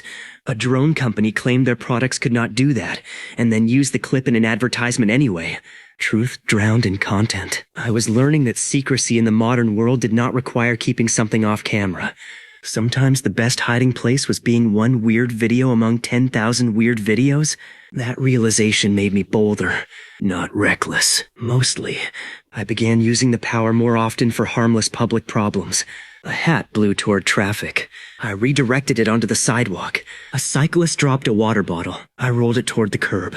A dog leash slipped from someone's hand. I caught the handle before the dog reached the street. A kid kicked a soccer ball over a fence. I bounced it back when nobody was looking. The city around me became a constant field of tiny corrections. Most people never knew. That was satisfying, also addictive. I started noticing problems because I could solve them. A crooked sign 20 feet away bothered me. A can beside a trash bin bothered me. A shopping cart rolling slowly across a parking lot bothered me. I became the invisible janitor of my immediate universe. Then I met my greatest enemy after Greg, a robotic vacuum cleaner. The theater bought one for backstage corridors. It was supposed to clean automatically after rehearsals. Instead, it repeatedly trapped itself under a costume rack and beeped until someone rescued it. One night I was working alone. The vacuum got stuck 20 feet away. I reached under the rack and pulled it free. It turned around, drove directly back under the rack, and got stuck again. I pulled it out. It returned. I blocked the opening with an invisible foot. The vacuum bumped into nothing, reversed, turned, approached from another angle, and tried again. For 5 minutes, I engaged in tactical combat with a disc-shaped appliance. It learned nothing. Neither did I.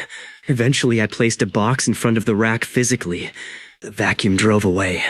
I had 60 feet of supernatural reach, and had been defeated into manual labor by a machine with the intelligence of a confused dinner plate. Power scaling is a scam. The second year also changed impossible retrieval services. We could now handle larger outdoor jobs. A drone stuck in a tree 40 feet up. A banner wrapped around a lamppost. A kite tangled on a roof. A toolbox accidentally locked inside a fenced construction area after hours. We always got permission from owners before reaching into restricted spaces. Aiko made that rule non-negotiable. Daichi complained until she asked whether he wanted our business card to say burglary, but quirky. He admitted that sounded bad. The drone job became one of my favorites. A hobby pilot had crashed a small camera drone into the upper branches of a tree. It was wedged around 50 feet above ground, far beyond a ladder. I stood beneath the tree and sent my invisible hand upward through the branches. Leaves brushed my fingers. Twigs scratched my skin sensation without actually marking my real hand. Then I found the drone body. I tried to lift it. A propeller was tangled in a thin branch. I could feel the exact snag. I held the drone steady with one invisible hand and used the other to bend the branch gently away. The drone came free. I lowered it through the canopy, weaving between branches by touch. To the owner, it looked like Daichi and I were controlling an extendable pole hidden by foliage. When the drone emerged 20 feet above us, I transferred it onto an actual telescoping pole Shun had made for cover. The owner applauded. Daichi bowed. I charged extra because tree sap felt disgusting even through a non-existent hand. That sentence would have gotten me hospitalized if I said it in any other context.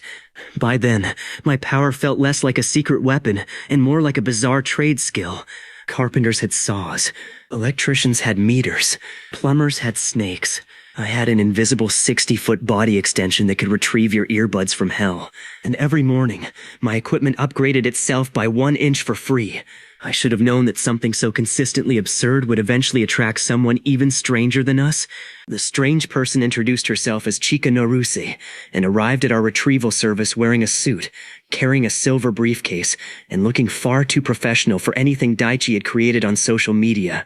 She said she owned 3 escape room locations. I relaxed immediately. That was my first mistake. She had seen reviews claiming impossible retrieval services could recover objects from places that should require dismantling walls. She wanted to know whether we could solve a special retrieval problem at her newest location. Eiko asked whether this was legitimate paid work.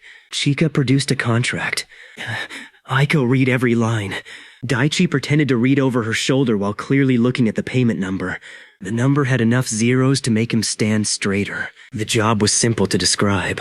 A brass key had been placed inside a transparent acrylic room built in the center of a warehouse. The room was a cube about 15 feet across. No doors. No removable panels. No gaps large enough for a tool. The key sat on a pedestal inside.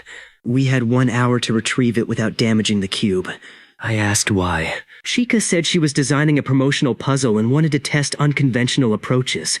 I said this sounded less like retrieval and more like being professionally challenged by a Bond villain who sold birthday packages. She smiled. I should have remained nervous. The warehouse was enormous. The clear cube sat beneath bright lights exactly as described. The key inside was impossible to miss. I walked around it. My invisible hand hit acrylic from every side. Floor sealed. Ceiling sealed. Corners sealed. No vents. No holes. The entire point was to trap my power outside. Daichi suggested smashing the roof with a forklift and claiming the forklift had sneezed. Eiko told him the contract specifically prohibited damage. May filmed our attempt for private documentation. Shun inspected seams. I pressed invisible fingers across the entire outer surface, feeling for any opening. Nothing. 20 minutes passed. I hated the cube. It was the physical embodiment of the word no. Then I stopped looking at the cube. I looked at the pedestal. The key sat on top of a narrow black column. The column was bolted through the floor. A cable ran from the column, through the warehouse floor, probably for a small light beneath the key. I crouched outside the cube and touched the concrete floor. Then I reached downward. My invisible hand could not pass through concrete. But utility cables rarely traveled through solid concrete without conduits. I searched around the pedestal's general area from outside the cube, tracing the floor edges and nearby service boxes. Behind the cube was a metal electrical access panel. I opened it with permission. Inside were conduits. One thin conduit ran toward the pedestal. A path. The opening was only an inch wide. My invisible fingers could become fingers. But did the arm connecting them need normal thickness? We had never truly tested that. I put one fingertip against the conduit opening and imagined only that fingertip moving forward, with the rest of the invisible limb following the narrow path like thread. At first, nothing. Then sensation. Metal all around. I was inside. I moved slowly. The conduit bent left, then down, then under the cube. The path was tight enough that I could not form a full hand, but 1 or 2 fingertips fit. My reach that day was more than 63 feet. The conduit path used almost 40. I followed it until I reached the pedestal from below. There was a tiny gap around the cable where it entered the base.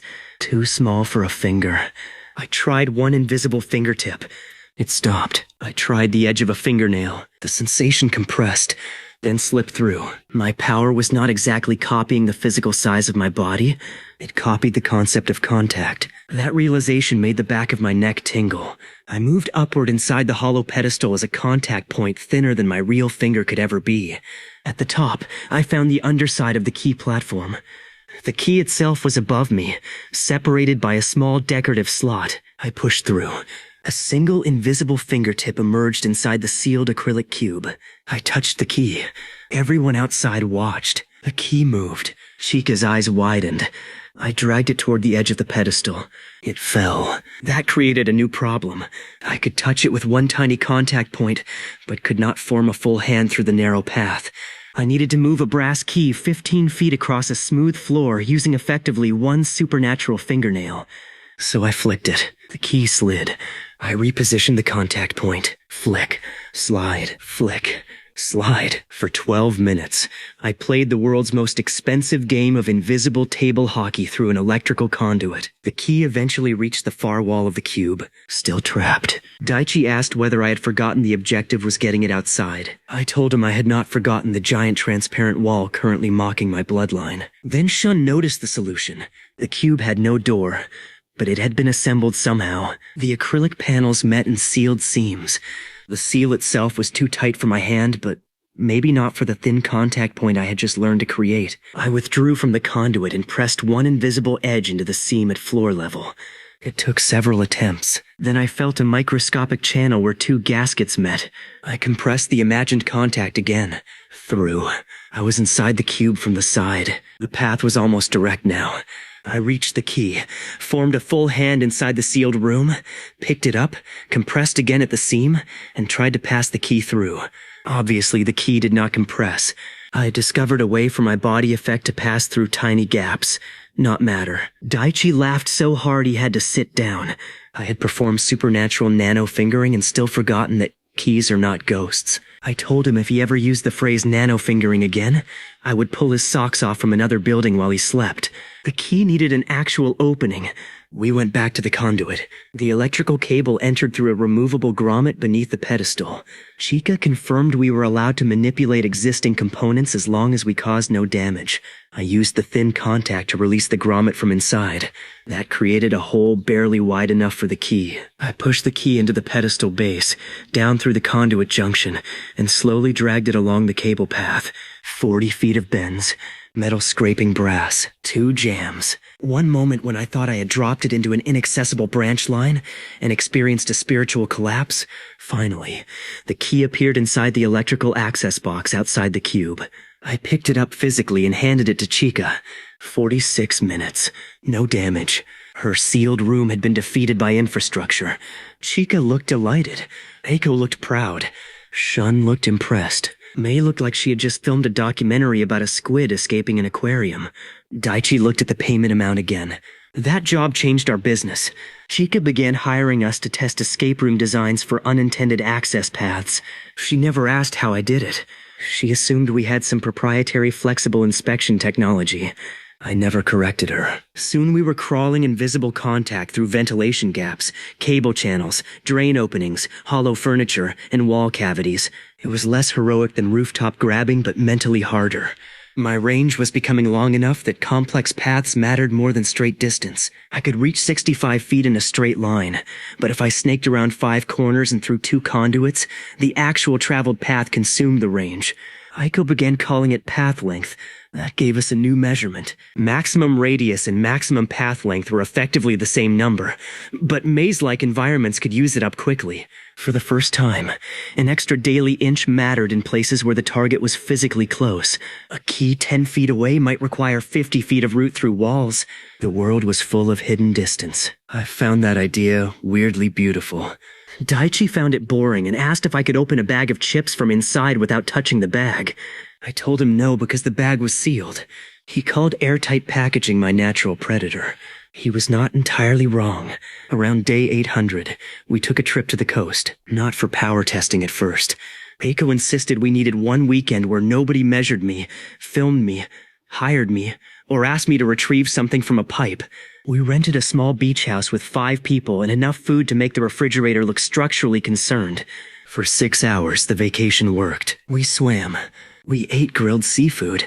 Daichi buried Shun in sand and gave him breasts using 2 overturned buckets. Sean escaped and chased him down the beach with a shovel. May filmed everything. Aiko read under an umbrella. I did absolutely nothing supernatural. Then the wind changed. A beach umbrella 40 feet away tore free from the sand. I caught it. A towel blew toward the water. I caught that. A foam cooler lid launched like a frisbee. I caught that too. Eiko lowered her book and stared at me. I said I was technically still relaxing because I had not stood up. Then Daichi's inflatable flamingo escaped.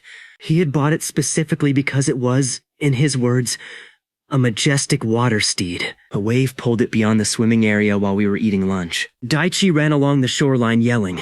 The flamingo drifted 60 feet out. My reach was about 66 feet. I stood at the waterline and grabbed one plastic wing invisibly. I pulled. The flamingo moved toward shore. A wave pushed against it. I pulled harder. Then something large brushed my invisible arm underwater. I released the flamingo instantly. Daichi screamed in betrayal. I stared at the water. Something moved below the surface. A dark shape. My imagination immediately produced sharks, sea monsters, and every documentary clip I had ever regretted watching at 2 in the morning. A seal popped its head above water. It looked at us. I looked at it. Daichi shouted that the seal was stealing his flamingo. The seal was not stealing anything. It simply existed near it. I reached for the float again. The seal bit the flamingo. Not aggressively. Curiously. Its teeth punctured the plastic. Air hissed out. Daichi made a noise like someone had unplugged his childhood. The flamingo collapsed around the seal's face. For one unbelievable second, the animal wore pink inflatable plastic like ceremonial battle armor. Then it shook free and swam away. The ruined flamingo drifted back toward us. I pulled it to shore. Daichi knelt beside the deflated float in silence. Shun put a hand on his shoulder. Mei was laughing too hard to hold the camera steady. I told Daichi the flamingo had died a warrior. He said the ocean was a bitch. Aiko said that was not how ecosystems worked. We held a funeral barbecue anyway. The beach trip also revealed how useful long reach was in water. I could stand on shore and retrieve objects beyond safe wading distance. I could feel the seabed, rocks, shells, seaweed, and currents without entering them physically. But water added drag to anything I grabbed. Pulling a heavy object through water strained me much more than through air. We tested with weighted buoys and floating rings in a supervised area. I learned to use current instead of fighting it. Push sideways, let water carry, pull at an angle, guide rather than drag. It was another lesson in using the environment. My ability gave me reach, not infinite strength. Cleverness still mattered. That became extremely relevant when we returned home and found our biggest retrieval request yet. A restaurant had lost its giant rooftop sign mascot. The mascot was a fiberglass bowl of ramen nearly 6 feet wide, mounted above the entrance. A storm had torn it loose and dropped it onto the roof of the neighboring building, where it had become wedged behind an air conditioning unit. The neighboring building was under renovation and temporarily inaccessible from inside because the stairwell was being repaired. The restaurant owner wanted the mascot back before a weekend promotion. Distance from an accessible rooftop across the alley, 71 feet, my current maximum. Roughly 67. Too far. I told the owner we could not do it safely yet. Daichi asked how many days we needed. I calculated. About 48. The owner laughed because he thought Daichi was joking. We left. 48 days later, Daichi called the restaurant. The mascot was still there. Of course he did. The owner had delayed replacing it because construction next door would soon allow access, but the schedule kept slipping. We returned. My reach had grown past 71 feet. This time I stood on the accessible roof and reached across. I felt the ramen bowl. It was heavier than expected. Too heavy to simply lift one-handed across the gap, so we used leverage. I looped an actual rope around my waist and fed its other end as far as I could throw. Then my invisible hand carried the rope the rest of the way, wrapped it around a sturdy handle on the mascot, and brought the end back. Now the rope, not my body, could bear the main load. We anchored a pulley system on our roof. I used my invisible hands to guide the mascot around the air conditioning unit while the team pulled physically. The giant ramen bowl rose, cleared the obstacle, moved across the gap suspended from the rope. Halfway over, it rotated. A huge fiberglass shrimp decoration attached to the top swung toward us like a weapon. Daichi ducked. Shun shouted. I caught the shrimp invisibly and stabilized the bowl. For 10 seconds, I was 70 feet away holding a 6-foot ramen mascot by its fake tempura, while 4 people hauled rope on a rooftop. I had a sudden vision of my ancestors watching from the afterlife and deciding not to claim me. We got it across safely. The restaurant owner paid us and gave us free noodles for a month. Daichi said this was better than money. Aiko said that explained his finances. The mascot went back above the restaurant. Our team photo appeared on the wall below it. Nobody knew the impossible part. To customers, we had just used ropes and clever rigging. That was fine with me. By then, more than 2 years had passed, and I had stopped wondering whether the reach would vanish. The stranger question was what happened when it became truly huge. 100 feet. 200. 1,000. Would control remain precise? Would force stay constant? Would my brain eventually struggle to process touch from another block? Would I still feel pain? Would walls become mazes I could navigate for hundreds of feet? Could I grab something from one skyscraper to another? Could I hold on to a moving train from a rooftop? Aiko made me promise never to test that last one. Daichi asked why she always killed the best ideas. She said because she preferred having friends with skin. That was when the first impossible thing happened that I did not cause. We were sitting in my apartment after a training session. My phone rested on the coffee table. Nobody was near it. I was eating noodles. Aiko was writing measurements. Daichi and Shun were arguing over a game. Mei was reviewing footage. The phone moved, just half an inch. I noticed because objects around me do not usually move without my permission anymore. I looked at everyone. Nobody reacted. I thought the table might be uneven. Then the phone moved again, 1 inch toward the window. I put down my noodles. I reached invisibly and grabbed it. Something grabbed back. Not the phone. My invisible fingers. For one fraction of a second, I felt pressure close around a hand that did not physically exist 70 feet from my body. Then it vanished. The phone dropped flat onto the table. I did not speak. Aiko noticed my face. She asked what happened. I looked toward the open window, across the street. People moved through normal evening light. Cars passed. Curtains shifted. Nothing looked strange. I told her I thought something had touched me. Daichi asked where. I pointed at the empty air over the coffee table.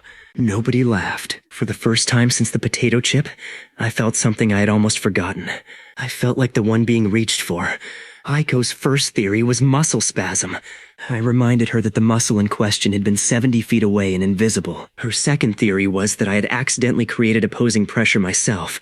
That sounded more reasonable, which meant Daichi hated it. His theory was evil long-arm ghost. Nobody asked for his third theory. We recreated the situation. Phone on table. Window open. Everyone seated. I extended one invisible hand and waited. Nothing. We waited 10 minutes. Nothing. Daichi began eating my snacks. I slapped his wrist from across the room. He said maybe the ghost only liked phones. We replaced the phone with a wallet. Nothing. Keys. Nothing. A soda can. Nothing. Then Daichi placed a potato chip in the center of the table. I told him that was stupid. But the chip moved. All 5 of us froze. It slid 1 inch toward the window. My entire body went cold. Daichi slowly backed away from the table and whispered that he had summoned my origin story. The chip moved again. I reached for it. Something touched my invisible fingertip. This time I was ready. I pushed. Pressure pushed back. Not random resistance. Not furniture. It adjusted. I moved left. It followed. I moved right. It followed. I tried to pinch. Something pinched me. I yelped and pulled back. Daichi screamed louder than I did. The potato chip lifted into the air. It floated toward the open window. I grabbed it with both invisible hands. Whatever was on the other side grabbed it too. And just like that, 2 unseen forces began playing tug-of-war over a potato chip in my living room. The chip survived approximately 1 second. It snapped in half.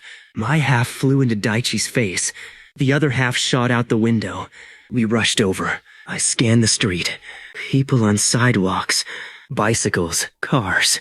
Windows. Balconies. No obvious wizard. No glowing villain. No person dramatically extending a hand. And something flicked my forehead. Physically, I stumbled backward. Everyone saw it. My hair moved. My skin stung. The force had come through the window from outside my own range. Daichi looked delighted and terrified.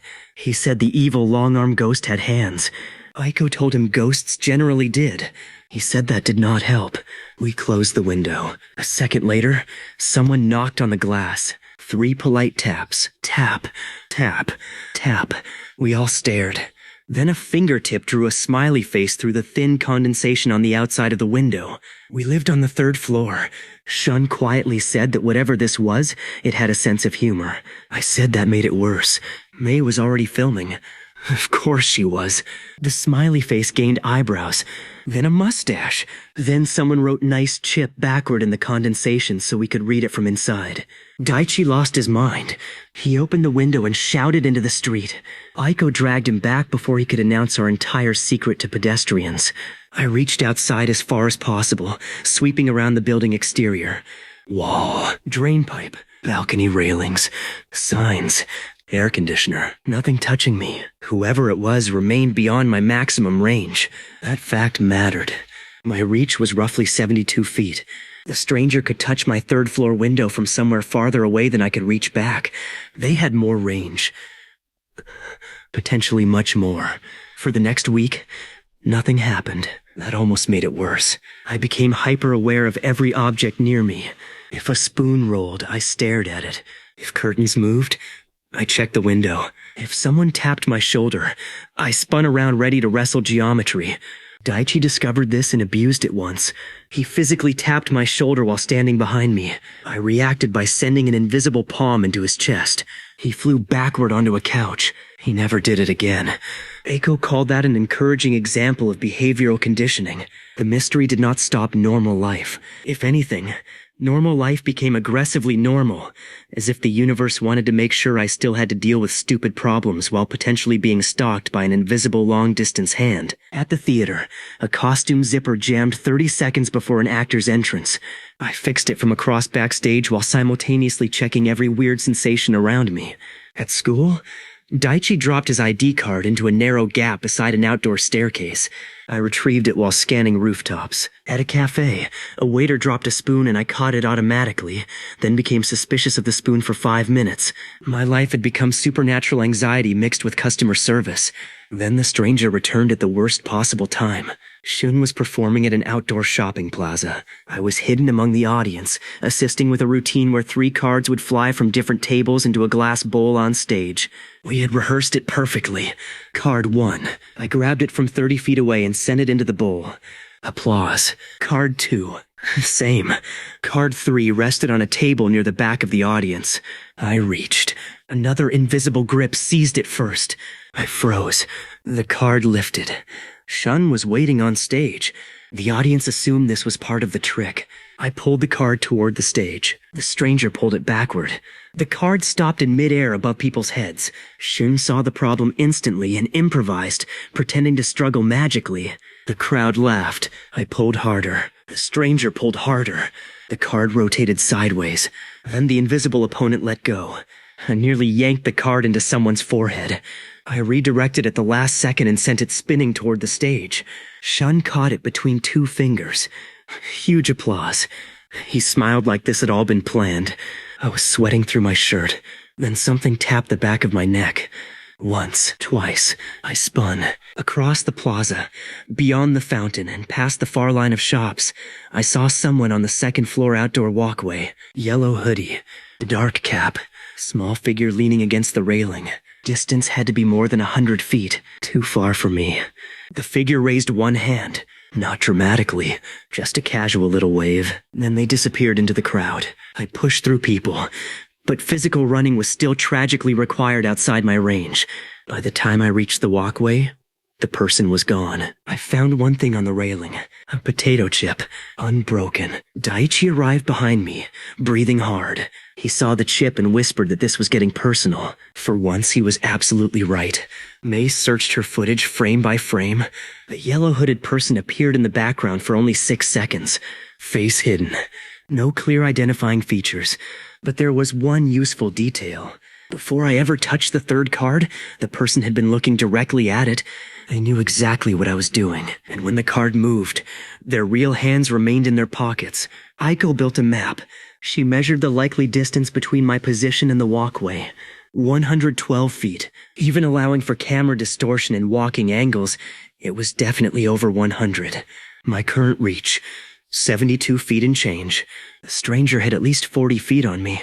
Daichi called them my senior. I hated how much that made sense. Maybe I was not the first person with this ability. Maybe someone else had started earlier. Maybe they gained distance faster. Maybe their rules were completely different. We did not know. Shun suggested setting a trap. Not a dangerous trap. A magician's trap. Bait. Observation. Controlled space. We knew the stranger liked interacting with my power, especially when food or performance was involved. Daichi said we should leave a trail of potato chips toward a cage. Aiko told him we were not catching a raccoon. Daichi pointed out that his method would also probably catch a raccoon, which meant it had proven versatility. We ignored him. May proposed something smarter. We would create a public ghost hand guy stunt in a large open plaza and make it look like a fan recreation. Shun would advertise a magic demonstration. I would secretly move objects. Cameras would cover every distant balcony, rooftop, walkway, and window. If the stranger interfered, we might identify the source. It was absurd. It was public. It relied on a mysterious long-range hand person being unable to resist trolling me. Naturally, it worked. The stunt began with simple floating objects. A cup, a ball, a scarf. I moved them inside my 73-foot radius while Shun performed. The crowd grew. Mei monitored multiple cameras. Aiko watched the map. Daichi was supposed to watch the south balcony but got distracted by fried chicken. Then the scarf stopped obeying me. I had pulled it left. It went right. I pulled down. It rose. The stranger was here. I changed grip and twisted. The scarf twisted back. The audience applauded, believing the tug-of-war was part of the act. Shun improvised dramatically. I stopped fighting the scarf and released it. The stranger released at the same moment. It dropped onto Shun's head. The audience laughed. Shun continued performing with a scarf over his face because professionalism is just humiliation with posture. Mei signaled from the camera station. She had a direction, northwest. I scanned balconies. Nothing. And something touched the back of my left hand. The stranger. Instead of pulling away, I closed my invisible fingers around the contact. I grabbed them. They grabbed me. For the first time, we had a solid connection. Invisible hand to invisible hand. I could feel fingers. A palm. Human proportions. The pressure came from beyond my range. But once the other person extended into mine, I could hold their extension. I tightened my grip. They squeezed back. Then, unbelievably, they shifted their hand. Thumb against mine. Our invisible hands locked. They were challenging me to thumb wrestling. In the middle of a public magic show. I nearly laughed. I accepted. Nobody around me could see anything. My real hand hung at my side while, 70 feet away in open space, I fought a silent supernatural thumb war against a stranger I could not see. They were good. They pinned me once. I escaped. I hooked their thumb. They twisted free. I realized with growing rage that whoever this was had probably been practicing longer than me. Then they cheated. A second invisible hand poked my ribs. I jerked. Their thumb pinned mine. The contact vanished. I stood there furious while the audience applauded a completely unrelated card trick. Something touched my real ear from behind. A whispering tap. Almost like a farewell. Then nothing.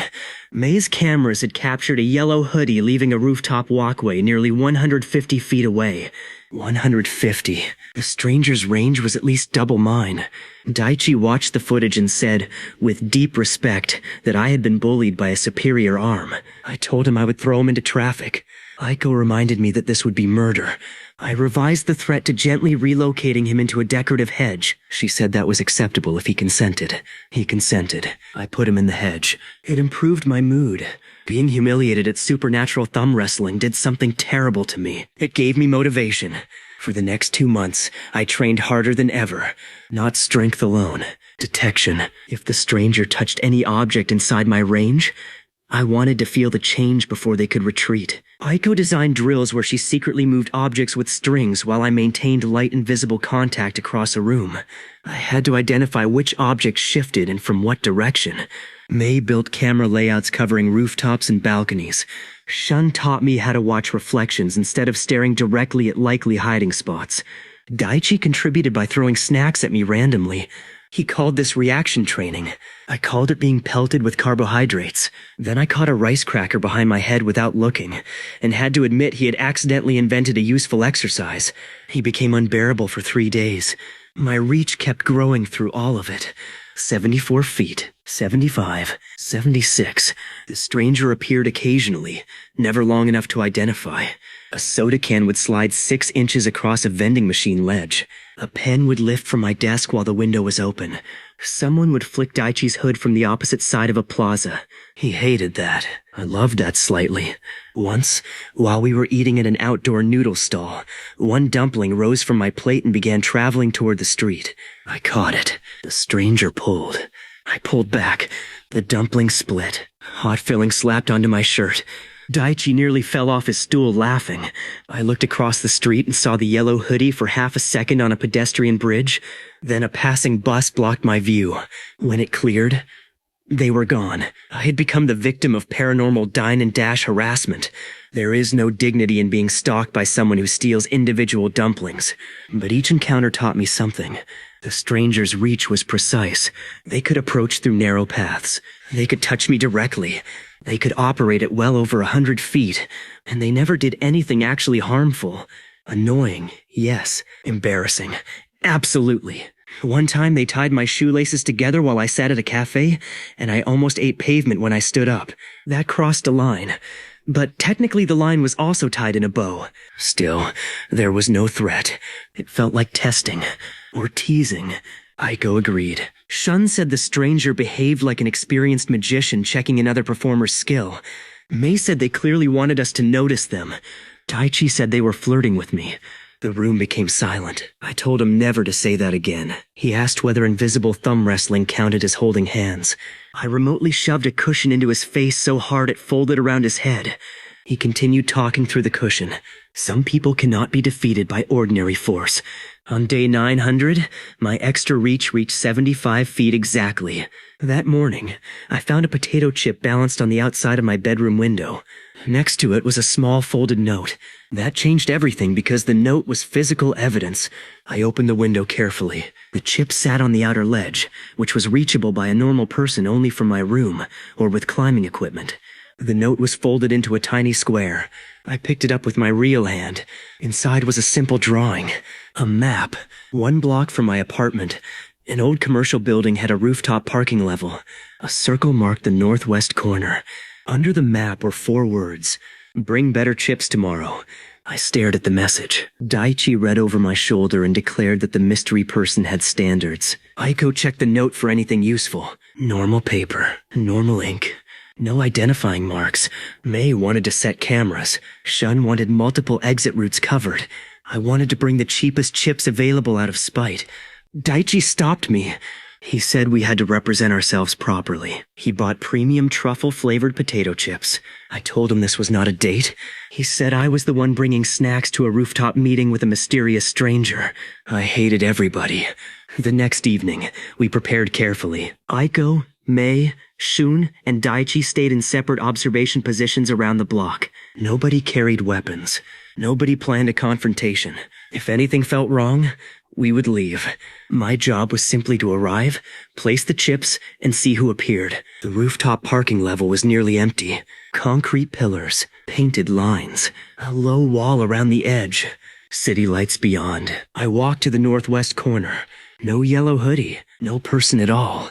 I placed the bag of chips on the wall. Then I waited. 30 seconds. 1 minute. 2. The bag moved. I grabbed it invisibly. Something pulled from beyond the edge. I smiled. Not this time. I had 75 feet and months of better control. I loosened my grip intentionally, letting the bag move toward the wall while keeping one invisible fingertip on it. A stranger pulled it over the edge. I followed by touch, down the outside wall, across open air, toward the neighboring building. My invisible fingertip traveled farther. 60 feet, 70, 74. At the absolute edge of my range, I felt another hand holding the bag. I grabbed the wrist, not a real wrist, their invisible extension. But this time I did not let go. The stranger tugged. I braced my feet. They pulled harder. I used the contact to determine direction. Northwest, across the street. Mei radioed that she saw movement on a roof. I looked. A yellow hoodie stood on the next building, far beyond my reach from where I was. The chip bag was physically nowhere near them. Their invisible hand had entered my range to take it. The figure waved. Then they ran. I ran too. Not toward the stairs, toward the edge. Aiko's voice immediately came through my earpiece telling me not to do anything stupid. I agreed while doing something stupid. There was a concrete pillar 60 feet across the parking level ahead of me. I grabbed it invisibly and pulled. My sprint accelerated. Another pillar. Pull. A metal barrier near the exit ramp. Pull. I crossed the rooftop in seconds. The stranger jumped down a stairwell on the neighboring building. I could not reach them directly, but I could move faster through my own environment now. I hit the stairs, using invisible grips on railings below to pull myself around turns. I did not jump flights. I was not trying to turn my skeleton into confetti. but every corner became faster. Grab railing. Pull. Release. Next railing. Pull. I reached street level and saw the yellow hoodie across a 6-lane avenue. Traffic filled the road. They stood on the opposite sidewalk and looked directly at me. Then they lifted Daichi's premium chip bag in one real hand. They had somehow transferred it all the way to themselves. My first thought was irritation. My second was admiration. My third was that those chips had cost 800 yen and this bastard better savor every molecule. The crossing light was red. I could not physically chase. The stranger knew it. They opened the bag slowly. I reached across the street. Too far. From where I stood, the opposite sidewalk was roughly 90 feet away. My maximum was 75 plus my arm. Not enough. The stranger took out one chip. I stretched anyway. Nothing. They ate it. I experienced a rage usually reserved for betrayal in vending machines that steal coins. Then I noticed a streetlight pole on the median. Within range, I could not extend from the pole itself. My power started from me, not objects. But I could grab the pole and pull my body several feet forward to the curb edge without entering traffic. That gained only a little. Still too far. Then a city bus stopped in the lane nearest me at the red light. I could not use a moving vehicle as an anchor safely, but I did not need to. The bus blocked my view of part of the road, yet my invisible path could curve around its front. I leaned forward from the curb, extended around the bus, and reached toward the far sidewalk. Fingertips? Nothing. The stranger held up another chip. I stretched my real arm until my shoulder screamed. My invisible middle finger reached the limit. Something crisp touched it. The chip. Barely. I hooked the edge with my fingernail sensation. The stranger tried to pull it away. I flicked. The chip launched upward. They looked surprised. I caught it with another invisible finger at the absolute edge of my range and sent it flying back over the street. It crossed above the bus. I caught it physically in my mouth. I had never practiced that. It worked anyway. The light changed. Traffic began moving. The stranger stared at me from across the avenue. I chewed slowly. Then I gave them the smallest possible bow. Daichi later said this was the coolest thing I had ever done. I told him I had just stolen back one potato chip with 75 feet of paranormal anatomy. He said exactly. Across the street, the yellow hoodie began clapping. Then they turned and ran. The pedestrian signal changed seconds later. I crossed normally because sometimes even anime protagonists have to obey traffic lights. I followed into a shopping district filled with narrow streets and multi-level walkways. This was my territory now. 75 feet in a dense neighborhood meant anchors everywhere. Railings, posts, building corners, staircases. I used distant pulls to accelerate, taking corners faster than normal running. The yellow hoodies stayed ahead. They barely seemed to hurry. Then I understood why. They were using the same technique. I saw their bodies suddenly glide forward by several feet with no visible reason. They grabbed distant anchors too. It was like chasing a future version of myself. The stranger reached a pedestrian overpass.